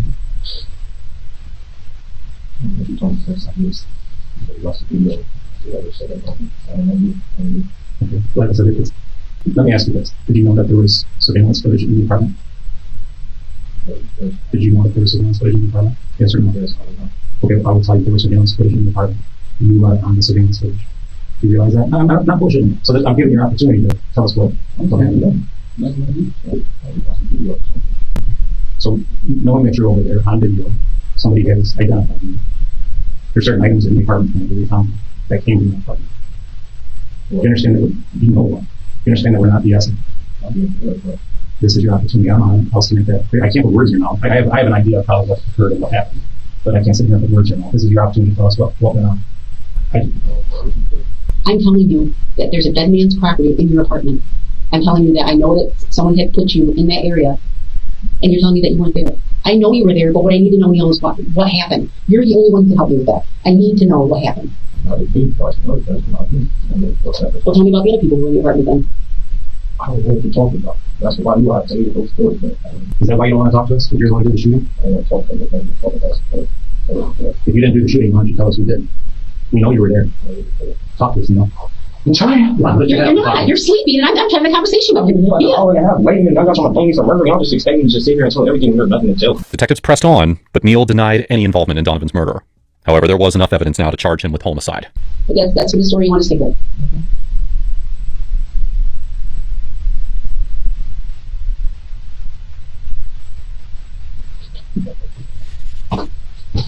We'll get your ride, Neil. You're going to be heading downtown, okay? You come back. But it still wasn't enough. Detectives had yet to identify the other two suspects, and just when it seemed like the leads had run dry, they received word of an arrest that completely flipped what they thought they understood about the case. Donovan's friend, Anthony Brown, the same man who had come forward with information, was later pulled over by police.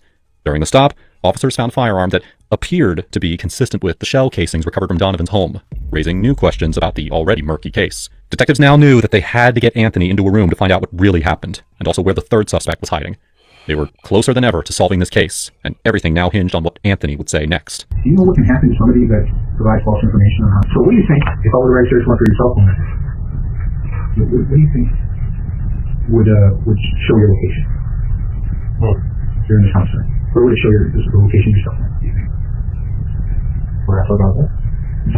When I ask you these questions, Anthony, it's because I already know. Did you see this map before I closed this folder? Real quick, you see that map? Alright? It's a map of you and I'm searching for. Okay, so let me throw this out there. Rather than, the evidence is just mounting on you. So rather than sticking with this story and implicating your sister in a homicide, asking her to alibi you, let's just get it out there. Let's just get it out there. Now, I'm not saying that you're a cold-blooded killer. What I'm saying is, you're there. You're there in some capacity. I'm not saying you pulled the trigger. I'm not saying you showed up with a plan to kill him. What I'm saying is, you were there, shit went sideways, and you that. Even if you didn't mean for that to happen. Even if you didn't mean for that to happen, it happened, and I can prove it. Okay, so I mean, if you want, what's that? Like you, but I'm in a lawyer or something. Okay, I don't know much about the law. I'm not. Okay, what you want to know? All right. Well, you want an attorney right now? You're saying? Okay. So other than that, we have one other piece of business to take care of. No more questions. However, have a shit from you. Okay.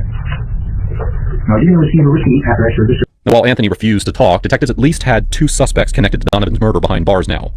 Nearly 3 months after Donovan's murder, a juvenile named Willie Fletcher came forward with his attorney and confessed to being the third person in exchange for a deal. He gave detectives a detailed, step-by-step account of what happened that night, and identified Anthony as the mastermind. Willie explained that Anthony knew that Donovan had cash, and so he set him up with a fake dice game as a robbery. According to Willie, Anthony instructed him to shoot Donovan in the back. After that, Anthony walked up to Donovan, shot him twice more in the head, before all three proceeded to rob his belongings. Willie also told detectives that Anthony had threatened to kill his parents if he ever spoke about the shooting. So in the end, Donovan Barfield was killed over a small amount of cash and a handful of stolen items. Neil Prince and Anthony Brown were both convicted of first-degree murder and sentenced to life in prison without the possibility of parole. Good. Willie Fletcher was sentenced to 60 years in prison with the possibility of parole after 28 years. At around 10:30 a.m. Good for they ass. Lock them up. Don't do that to that dude over the damn little dice game, little whack ass. That was so whack. And it was stupid too, which is the crazy thing about it. Hey man, go ahead and give me a thumbs up or a like or whatever and subscribe if you like that late night crime. You dig. Welcome everybody to the channel. This is just how we do it. I appreciate everybody been sprinkling me with the jewels. I got a super chat goal if y'all want this to go super late, so please contribute to the super chat if you support the channel. Shout out to my mods and my members and everybody making everybody feel real comfortable in the chat. I appreciate a no nonsense chat. And I'm going to just go ahead and keep y'all with the crime. Now, let's go ahead and get to, because I need some rapid fire right now. 13 women on the most wanted list. Let's go. In 75 years, the FBI has put 541 people on its 10 most wanted list. Only 13 of them have been women. One buried a girl alive in a box. One was a college professor. One stole $4 billion with fake crypto. These are all 13. Number 1, December 1968, Ruth Eisenman Shear became the first woman on the 10 most wanted list, added in 1968 for kidnapping, extortion, and other crimes. She and boyfriend Gary Christ kidnapped 20-year-old heiress Barbara Jane Mackle from a Georgia motel and buried her alive in a fiberglass box with an air pump and a lamp, demanding $500,000. Mackle spent 83 hours underground before police found her. Eisenman Shear ran for 79 days before being caught in Norman, Oklahoma. Number 2, Marie Dean Arrington. In May 1969, she was placed on the FBI's 10 most wanted list.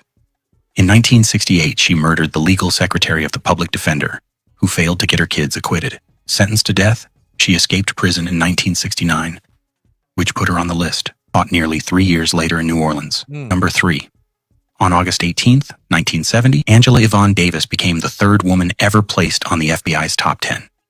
A 26-year-old UCLA philosophy professor and activist, guns registered to her were used in a courtroom escape attempt that left a judge dead. She spent 2 months on the run. She was acquitted in 1972. Number 4, Bernardine Ray Dorn, law student turned revolutionary. She believed America needed a revolution and helped bomb the Capitol and the Pentagon.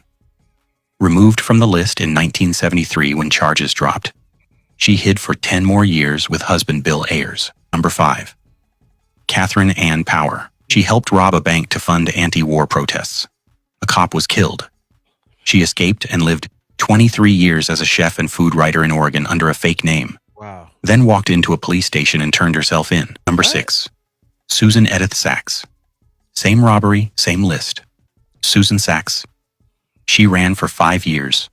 Caught in 1975 in Philadelphia. Served 7 years. Number 7, Donna Jean Wilmot. 17 years with no women. Then Donna plotted to blow up Leavenworth Prison to free a Puerto Rican nationalist. Damn. She and her partner found an FBI bug in their car and vanished. They became beloved charity workers in Pittsburgh for 9 years before the FBI found them in 1994. Number 8, Shaunti Henderson, the fastest woman ever. Shaunti Henderson was captured the same day she was added to the top 10 list. What? Wanted for shooting a man at a Kansas City gas station. Less than 24 hours on the list. Later convicted of manslaughter. Number 9, Brenda Delgado, placed on the list April 6th, 2016, for a murder-for-hire plot that led to the death of a prominent pediatric dentist in Dallas. Kendra Hatcher was dating Delgado's ex. Delgado hired a hitman. She fled to Mexico and was caught 2 days after being placed on the list in Torreon. Number 10, Shanika Minor. 2 months after Brenda, Shanika Minor shot and killed her pregnant neighbor and former classmate after an argument about loud music, fled to North Carolina. Caught 3 days later, sentenced to 30 years. Number 11, Ruja Ignatova, the only one still out there. Ruja Ignatova is only the 11th woman on the FBI's 10 most wanted fugitives list. The crypto queen, wanted for her alleged leadership of OneCoin, a massive fraud scheme that stole over $4 billion. She disappeared in Athens in October 2017. $5 million reward. She may have had plastic surgery. Number 12, Cindy Rodriguez Singh. On July 1st, 2025, she was added to the FBI 10 most wanted fugitives list. Wanted for capital murder of her 6-year-old son and unlawful flight. Accused of murdering her 6-year-old son, Noel Rodriguez Alvarez, in Everman, Texas, and fleeing to India in March 2023. Found in New Delhi after 50 days on the list. Number 13, Kashawn Nicola Roper, the newest woman ever. Kashawn Nicola Roper was wanted for her alleged involvement in a shooting on August 23, 2020, in Kansas City, Missouri. During an altercation, What's she going on fired in into a Kansas car, City? killing one woman. She was captured in High Springs, Florida, one day after being added. As of April 2026, 541 fugitives had been listed, 13 of them women. Wow. What the hell is going on in Kansas City? Kansas City will get with you. They ain't playing no games. What? They running up on the car giving you the business. In Kansas City. Now, this one intrigued me too. I think it's going to intrigue y'all as well. Have you the baddest mofo in the world? This supposed to be the meanest man in American serial killer history. The meanest man. This is what they say. How does a man who is already locked away for multiple murders and serving life sentences commit one last impossible killing? This is the story of Donald Pee Wee Gaskins, a man who earned the media nickname of the meanest man in America and proved that not even a state prison could contain his evil. His life was a terrifying descent into pure malice, a journey that started in the neglected backwoods of South Carolina and ended in the electric chair, leaving behind a legacy of horror that is hard to wrap your head around. Donald Henry Gaskins was born in Florence County, South Carolina, in 1933. Yeah. Right from the start, the odds were stacked against him.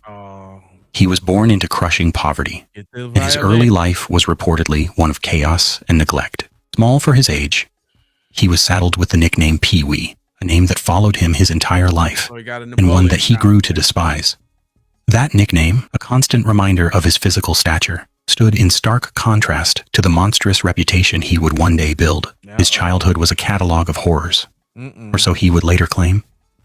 It's important to note that many details from this period come from Gaskins himself and are difficult, if not impossible, to verify, but they paint a grim picture. Some accounts, likely originating with him, claim that as a toddler, he drank a bottle of kerosene, leading to convulsions for years. He was a target for bullies at school and allegedly endured constant beatings at home. He dropped out of school around the age of 11, his formal education replaced by a life of petty crime. By his early teens, Gaskins had already graduated from fistfights to far more serious offenses. He fell in with a small gang, and their activities quickly escalated from burglary to assault. He was sent to a reform school, a place that, instead of correcting his path, only seemed to harden him. He learned that in a world of predators, the only way to survive was to become the most dangerous one. His early life was a pressure cooker of instability and alleged abuse, forging a personality that seemed to lack any empathy and was filled with a simmering rage, just waiting for an outlet. It wouldn't have to wait long. After years in and out of the prison system for crimes like assault and robbery, something inside Donald Gaskins shifted. The violence of his youth began to sharpen into something more deliberate and focused. In the late 1960s, he began what he'd later call his coastal kills. He would cruise the highways of South Carolina, sometimes in a hearse he used for his auto body business, and pick up mega unsuspecting hitchhikers. These were murders of opportunity. Driven by a compulsion he barely understood himself, he would later brag about killing dozens this way, though these claims were never substantiated. But Gaskins didn't just kill strangers. He soon transitioned to what he called his serious murders, killing people he knew. These killings were often personal, born of rage, revenge, or a cold-blooded calculation to silence a potential problem. In November 1970, his own 15-year-old niece, Janice Kirby, and her 17-year-old friend, Patricia Ann Alsbrook, became his victims. The reason he gave was anger over their behavior, but the result was the same. 2 young lives brutally ended. His choice of victims was terrifyingly broad. He killed men, women, teenagers, and even a 2-year-old child. His motives were just as varied. He killed for money to cover up other crimes, and sometimes, it seemed, for the sheer pleasure of it. He used guns, knives, poison, and his bare hands, a multifaceted approach to murder that showcased a chilling and dark creativity. You see, Gaskins was a pathological liar and a master manipulator. In his confessions, he claimed to have killed over 100 people. While authorities have only convicted him for 10 murders, the true number is buried under a mountain of boasts and fabrications. Was he trying to build a legacy as a master killer? Or was he telling the truth? the uncertainty only adds to the horror. For years, he was a ghost, a predator hiding in plain sight, his private graveyard filling up while the world remained oblivious. The downfall of Donald Pee Wee Gaskins didn't come from a brilliant detective or a forensic breakthrough. It came from one of the oldest reasons in the book, a guilty conscience. In November 1975, a criminal associate named Walter Neely, who had helped Gaskins, cracked under the pressure of what he'd done. He confessed to police that Gaskins had killed several people, and crucially, that he knew where they were buried. On December 4th, 1975, Neely led investigators to a patch of land Gaskins owned in the rural community of Prospect. There, they began to dig. One by one, the bodies came out of the ground. In the end, police unearthed the remains of 8 of his victims from that single site. Gaskins was arrested and charged with multiple counts of murder. In May 1976, a jury found him guilty of murder and sentenced him to death. However, the legal landscape of capital punishment was changing.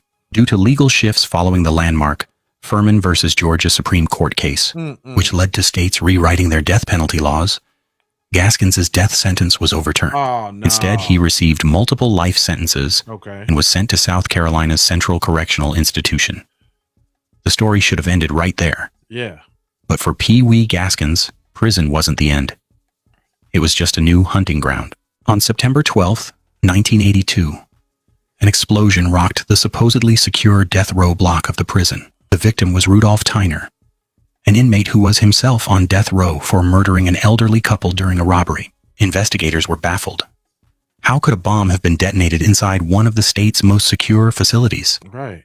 The answer led them to a very unlikely assassin, the 5'4" Pee Wee Gaskins. It turned out Gaskins had become a killer for hire. The son of Tyner's victims, a man named Tony Simo, wanted revenge and felt the appeals process was taking too long. What? He contacted Gaskins and hired him to kill Tyner inside the prison.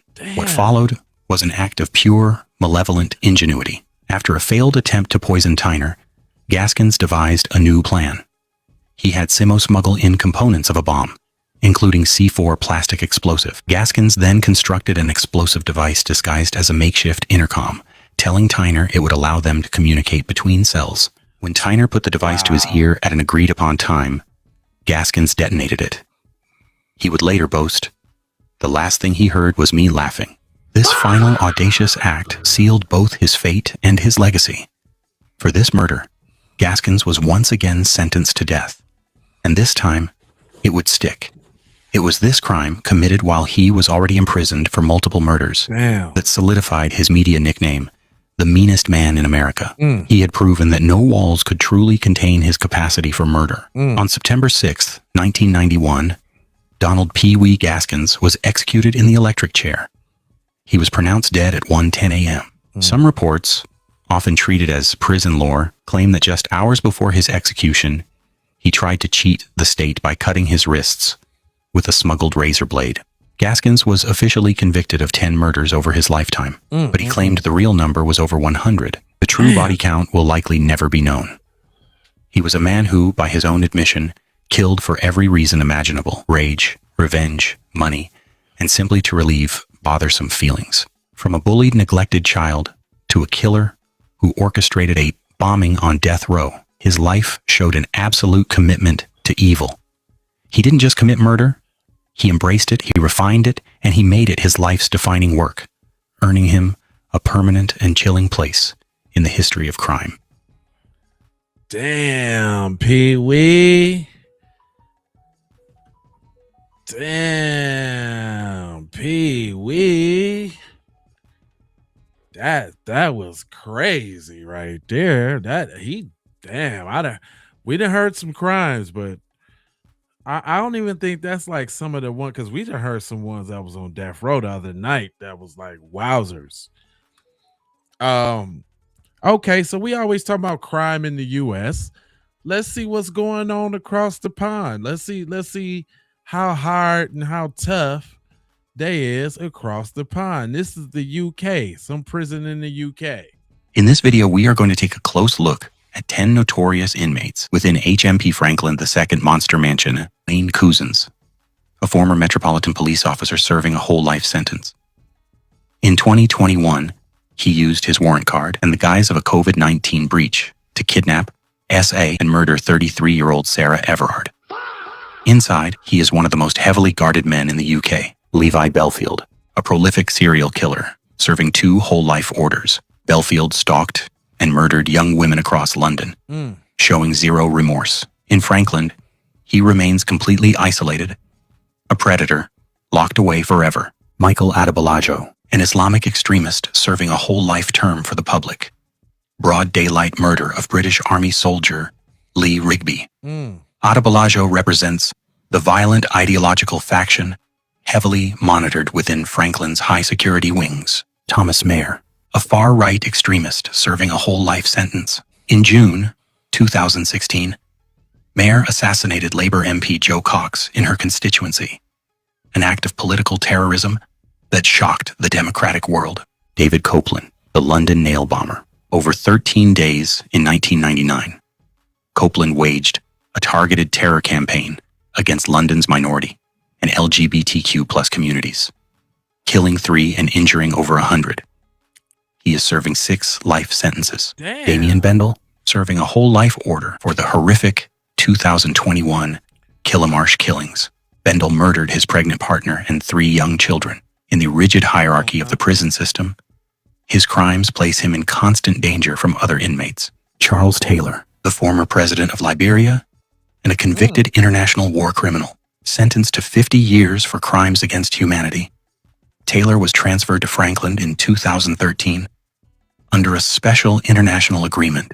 Vikram Digwa, convicted of the December 2025 murder of 18-year-old Southampton University student Henry Nowak, Digwa was handed life with a 21-year minimum. Upon arriving at Frankland, leaks revealed he was literally shaking with fear, terrified of the prison's reputation and desperate to avoid the general wings. Mark Dixie, a violent sex offender serving a minimum of 34 years. Dixie was convicted of the brutal 2005 murder of 18-year-old model Sally Ann Bowman outside her home. A crime solved through breakthrough DNA profiling. Anthony Russell, a ruthless spree killer, already serving a whole life order for a multi-city murder and SA campaign in 2020. Russell's reputation for unhinged violence inside the prison grew exponentially in early 2026. Ian Huntley, the former caretaker who murdered 10-year-olds Holly Wells and Jessica Chapman in 2002. After over 20 years of survival behind bars, Huntley's time ran out on February 26, 2026. He was ambushed in a prison workshop and struck repeatedly with a metal bar. The attacker was Anthony Russell. Huntley died 9 days later in hospital, ending one of the most hated chapters in British criminal history. Yeah, they get down over there, but it seems like it's really political. It's a lot of political going on over there. It's not like, I don't know, I guess it was senseless violence, I guess. Like, a lot of, because over here it's like, it's either, the touchy-feely crime on the grape and all of that, or it's the over the girlfriend jealousy or something like that, or they're getting rid of the police. Like, it's specific, but their crimes are interesting. There's pretty interesting crimes they got. Let's go to so there's a Florence High, the 10 most notorious inmates currently at the USP Florence High. This is in Colorado, if I'm not mistaken. Yeah, Colorado. So this is like a top-notch joint in Colorado where the worst of the worst go. Let's see what's up. 10 notorious inmates currently at USP Florence High. USP Florence High in Colorado is one of the highest security federal prisons in the United States. It sits inside the same correctional complex as the famous ADX Florence Supermax, but they are 2 completely separate prisons. Today we're counting down 10 of the most notorious and high-profile inmates currently housed at USP Florence High. Number 10, Joshua Brandon Valum. Valum is serving a 49-year federal sentence in a landmark hate crime case. His prosecution became nationally significant because it was the first federal case under the Hate Crimes Prevention Act involving a victim targeted because of gender identity. His projected federal release date is in 2059. Number 9, Itai Shahryar Alam Kazi, was convicted in a federal terrorism case involving plans for an attack in New York. Prosecutors said he and his brother discussed and researched potential attacks before authorities intervened. Kazi eventually pleaded guilty to conspiracy charges and received a 20-year federal sentence. Number 8. Harlem Suarez. Suarez was arrested in Florida after an undercover federal investigation into an ISIS-inspired terrorism plot. He was convicted of attempting to use a weapon of mass destruction and attempting to provide material support to ISIS. In 2017, he was sentenced to life in federal prison. Number 7. Xavier Babudar, better known as Chiefs Aholic. Babudar became famous online as a Kansas City Chiefs superfan who regularly attended games dressed in a wolf costume. But investigators eventually connected him to a multi-state series of bank robberies. In 2024, he received a federal sentence of 17.5 years. Number 6. Kevin Perez, better known as K-Flock Bronx drill rapper. K-Flock became one of the most recognizable younger inmates in the federal system. He was convicted on federal racketeering-related charges, including attempted murder and assault offenses. In December 2025, Perez received a 30-year federal sentence. Number 5. Donald Fell's federal murder case became one of Vermont's most prominent death penalty prosecutions. He was originally sentenced to death, but that conviction was later overturned. In 2018, Fell pleaded guilty to federal murder, kidnapping and carjacking charges, and received a sentence of life without parole. Number 4. Mohammed Salad Ali was involved in the 2011 hijacking of the American Yacht Quest off the coast of Somalia. 4 Americans were taken hostage during the piracy incident and later killed. Ali was convicted of piracy, hostage taking, and related federal offenses, and received multiple life sentences. Number 3. Antonio Murdoch Simmons was a high-ranking leader of the Nine Trey Gangsters, a Bloods-affiliated gang operating in Virginia's Hampton Roads region. Federal prosecutors connected the organization to a wave of violent crimes, including murders and attempted murders. Simmons was convicted on federal racketeering and related charges, and is currently serving a life sentence at USP Florence High. Number 2. Ronald Raw Diggs. Aaron Herron was identified by federal prosecutors as a leader of a Brooklyn-based Bloods gang. After a lengthy racketeering prosecution, he was convicted of crimes including murder, narcotics trafficking, robbery, and firearms offenses. His punishment was extraordinary. 12 life sentences, plus an additional 105 years. Number 1.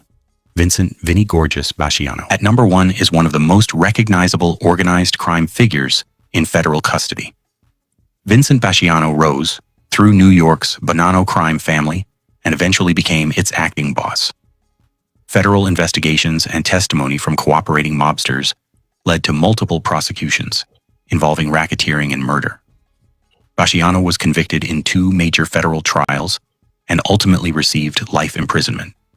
His organized crime reputation, position within one of New York's 5 families, and lengthy criminal history make Vinny Gorgeous arguably the most infamous prisoner currently housed at USP Florence High. Vinny. The guy Vinny, huh? Okay. Let me see. Where we going now? Oh, yo. I had heard about that one place.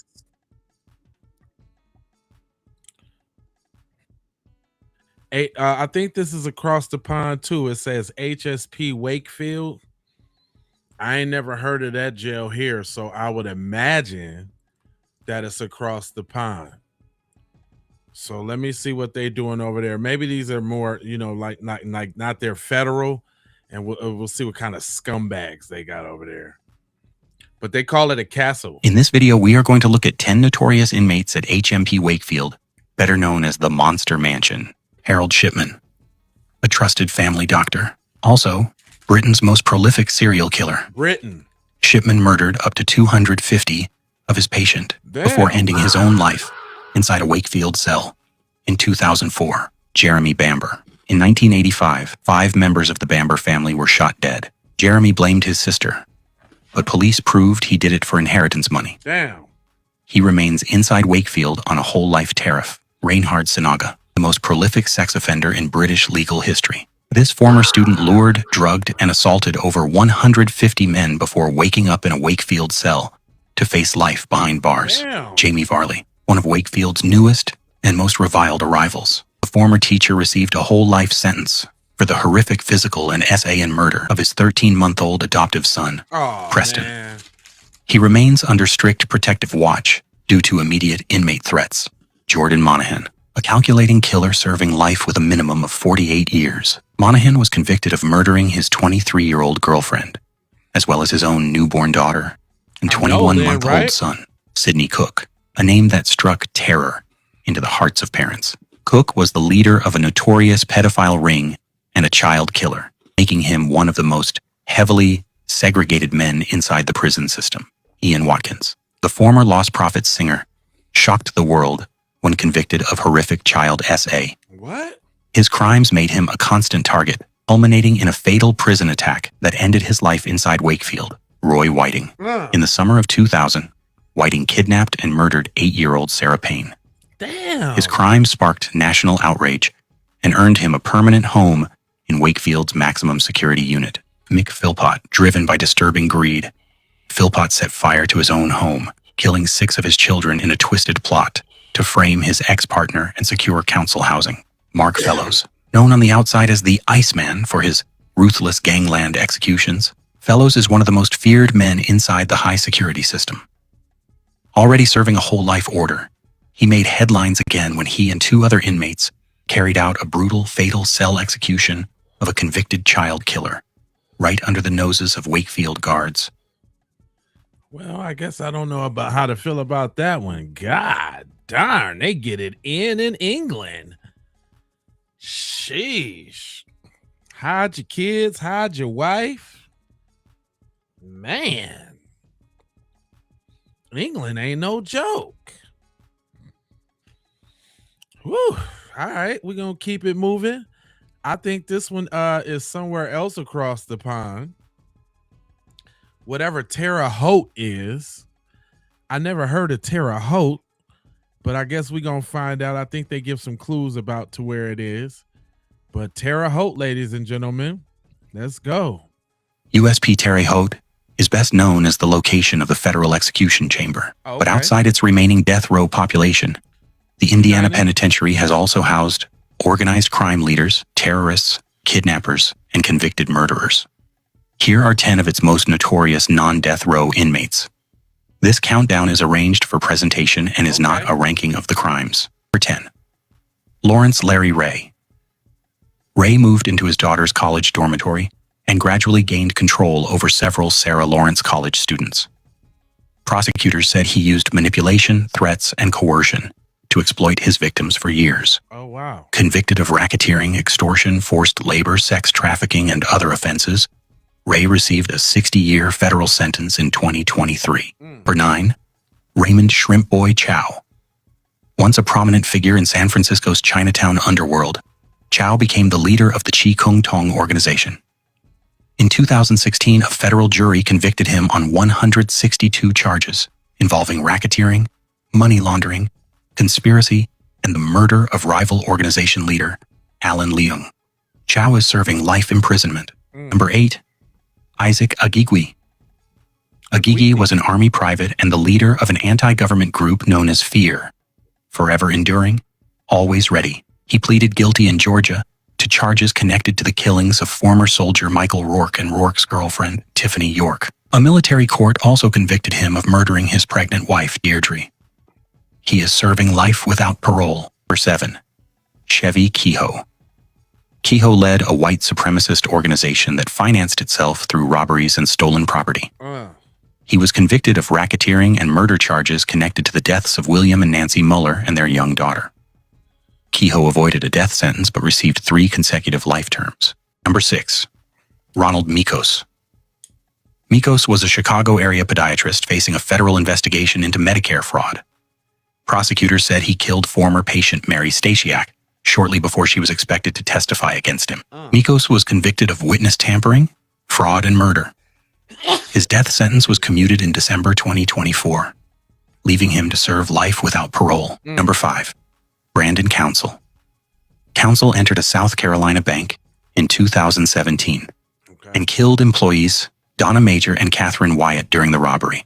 A federal jury convicted him of armed bank robbery, resulting in death and related firearm charges. Originally sentenced to death, counsel's punishment was reduced to life without parole in 2024. Number 4. Rejon Taylor. Taylor was convicted of abducting Tennessee restaurant owner Guy Luck during a carjacking. Prosecutors said Taylor later killed Luck and attempted to sell his vehicle. A federal jury sentenced Taylor to death in 2008. That sentence was commuted to life without parole 16 years later. Number 3. Chadrick Folks. After escaping from a Kentucky jail in 2002, Folks and fellow escapee Brandon Basham began a multi-state crime spree. Folks was convicted of kidnapping and killing South Carolina resident Alice Donovan. His federal death sentence was among those commuted in December 2024. Number 2. Brandon Basham. Basham participated in the same crime spree as Folks and was separately convicted in the Alice Donovan case. He also received lengthy sentences for additional kidnappings, carjackings, and robberies committed after the escape. Basham's death sentence was reduced to life without parole. Number 1. Zaid Hassan Safarini. Safarini led the 1986 hijacking of Pan Am Flight 73 after the aircraft landed in Karachi, Pakistan. The attack left 20 passengers and crew members dead and many others injured. After being captured by the FBI in 2001, Safarini pleaded guilty in federal court and received a 160-year prison sentence. Yeah, that was deep right there, y'all.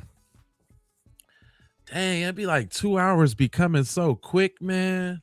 If y'all enjoy a nice program, man, you know what I'm saying? Show me some love. I had a super chat little goal for an extra hour or so of programming, you know, but I ain't see nobody hit the super chat, but I appreciate everybody that dropped some of them jewels and all of that. I appreciate everybody that hit the like button and all of that.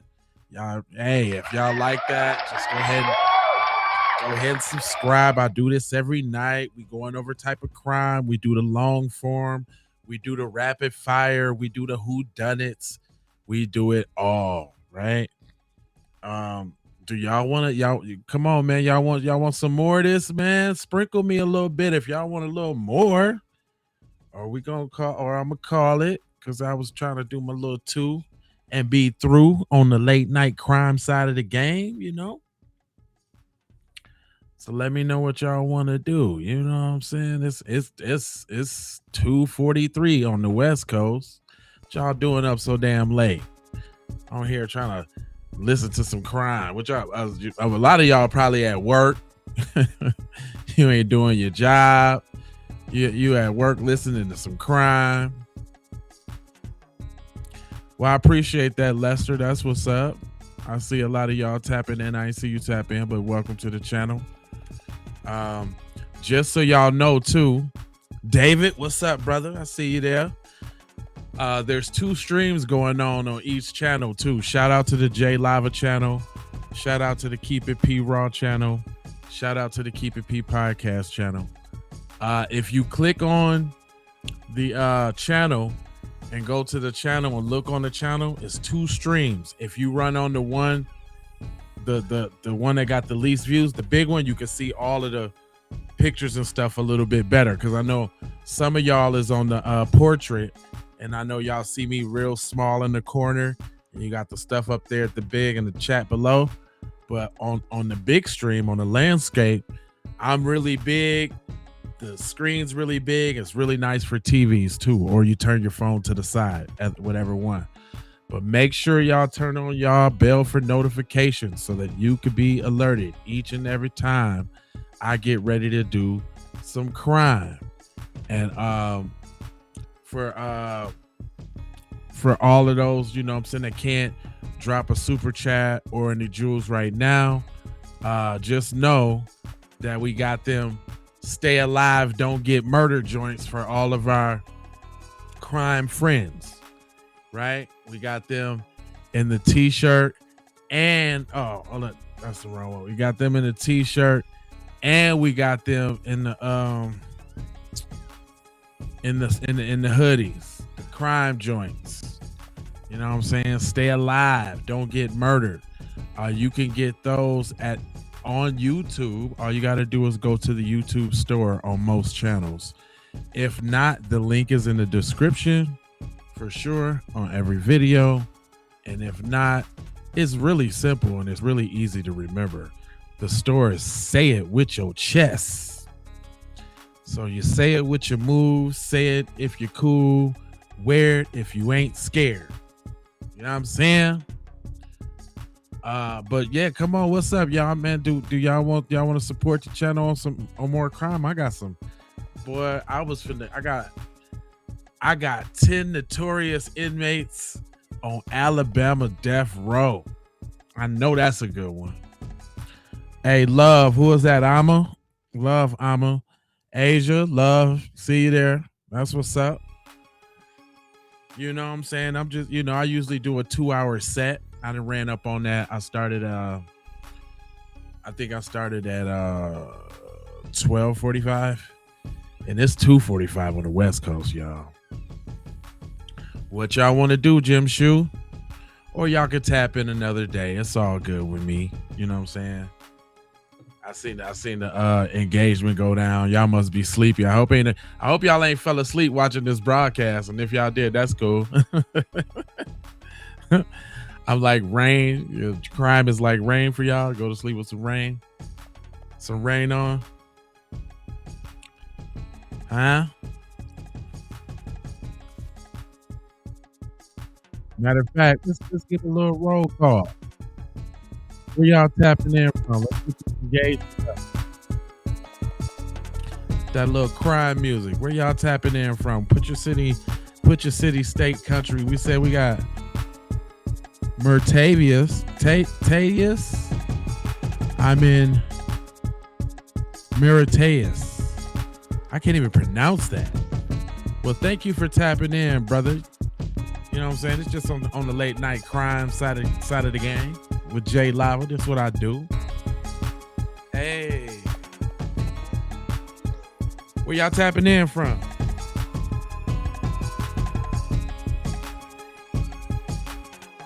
My crime community. We got Pittsburgh in the house. KC Top. What up with your family? You up late night watching some crime? Okay.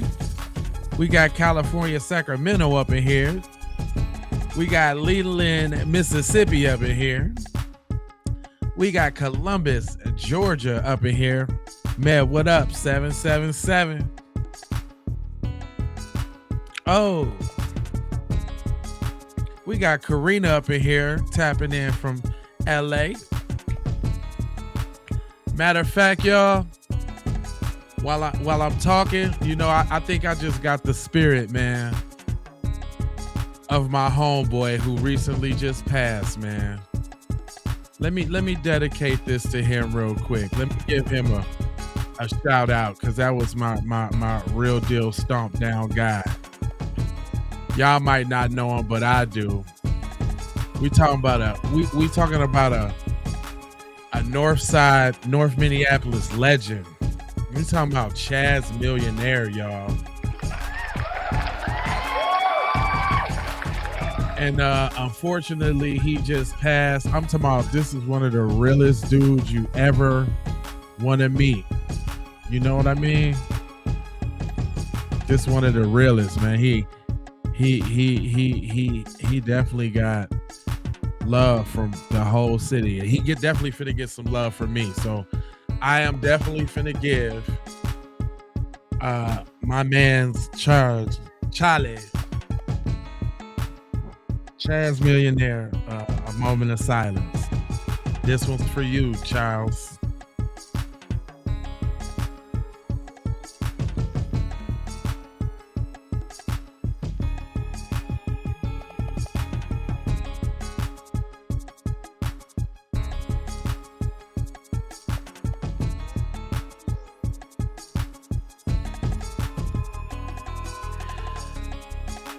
I could go on just thinking about some of the good times, but that's my man. I really would stop.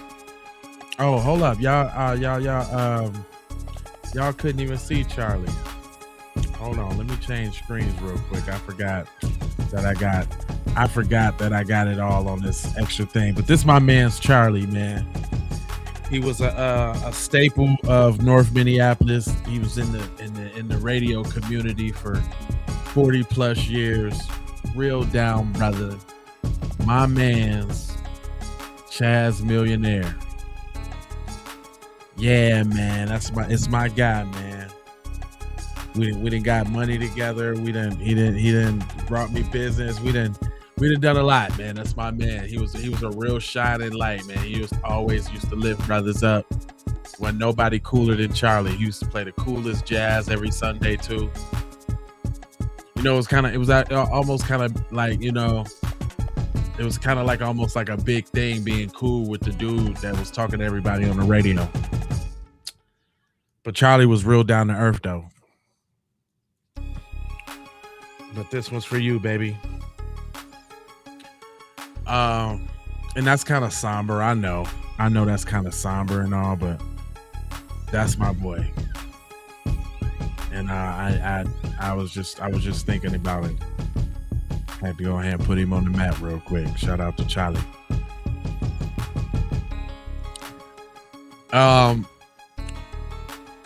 What's up, man? Y'all want some more? Y'all tapping in another night, man. It's real late.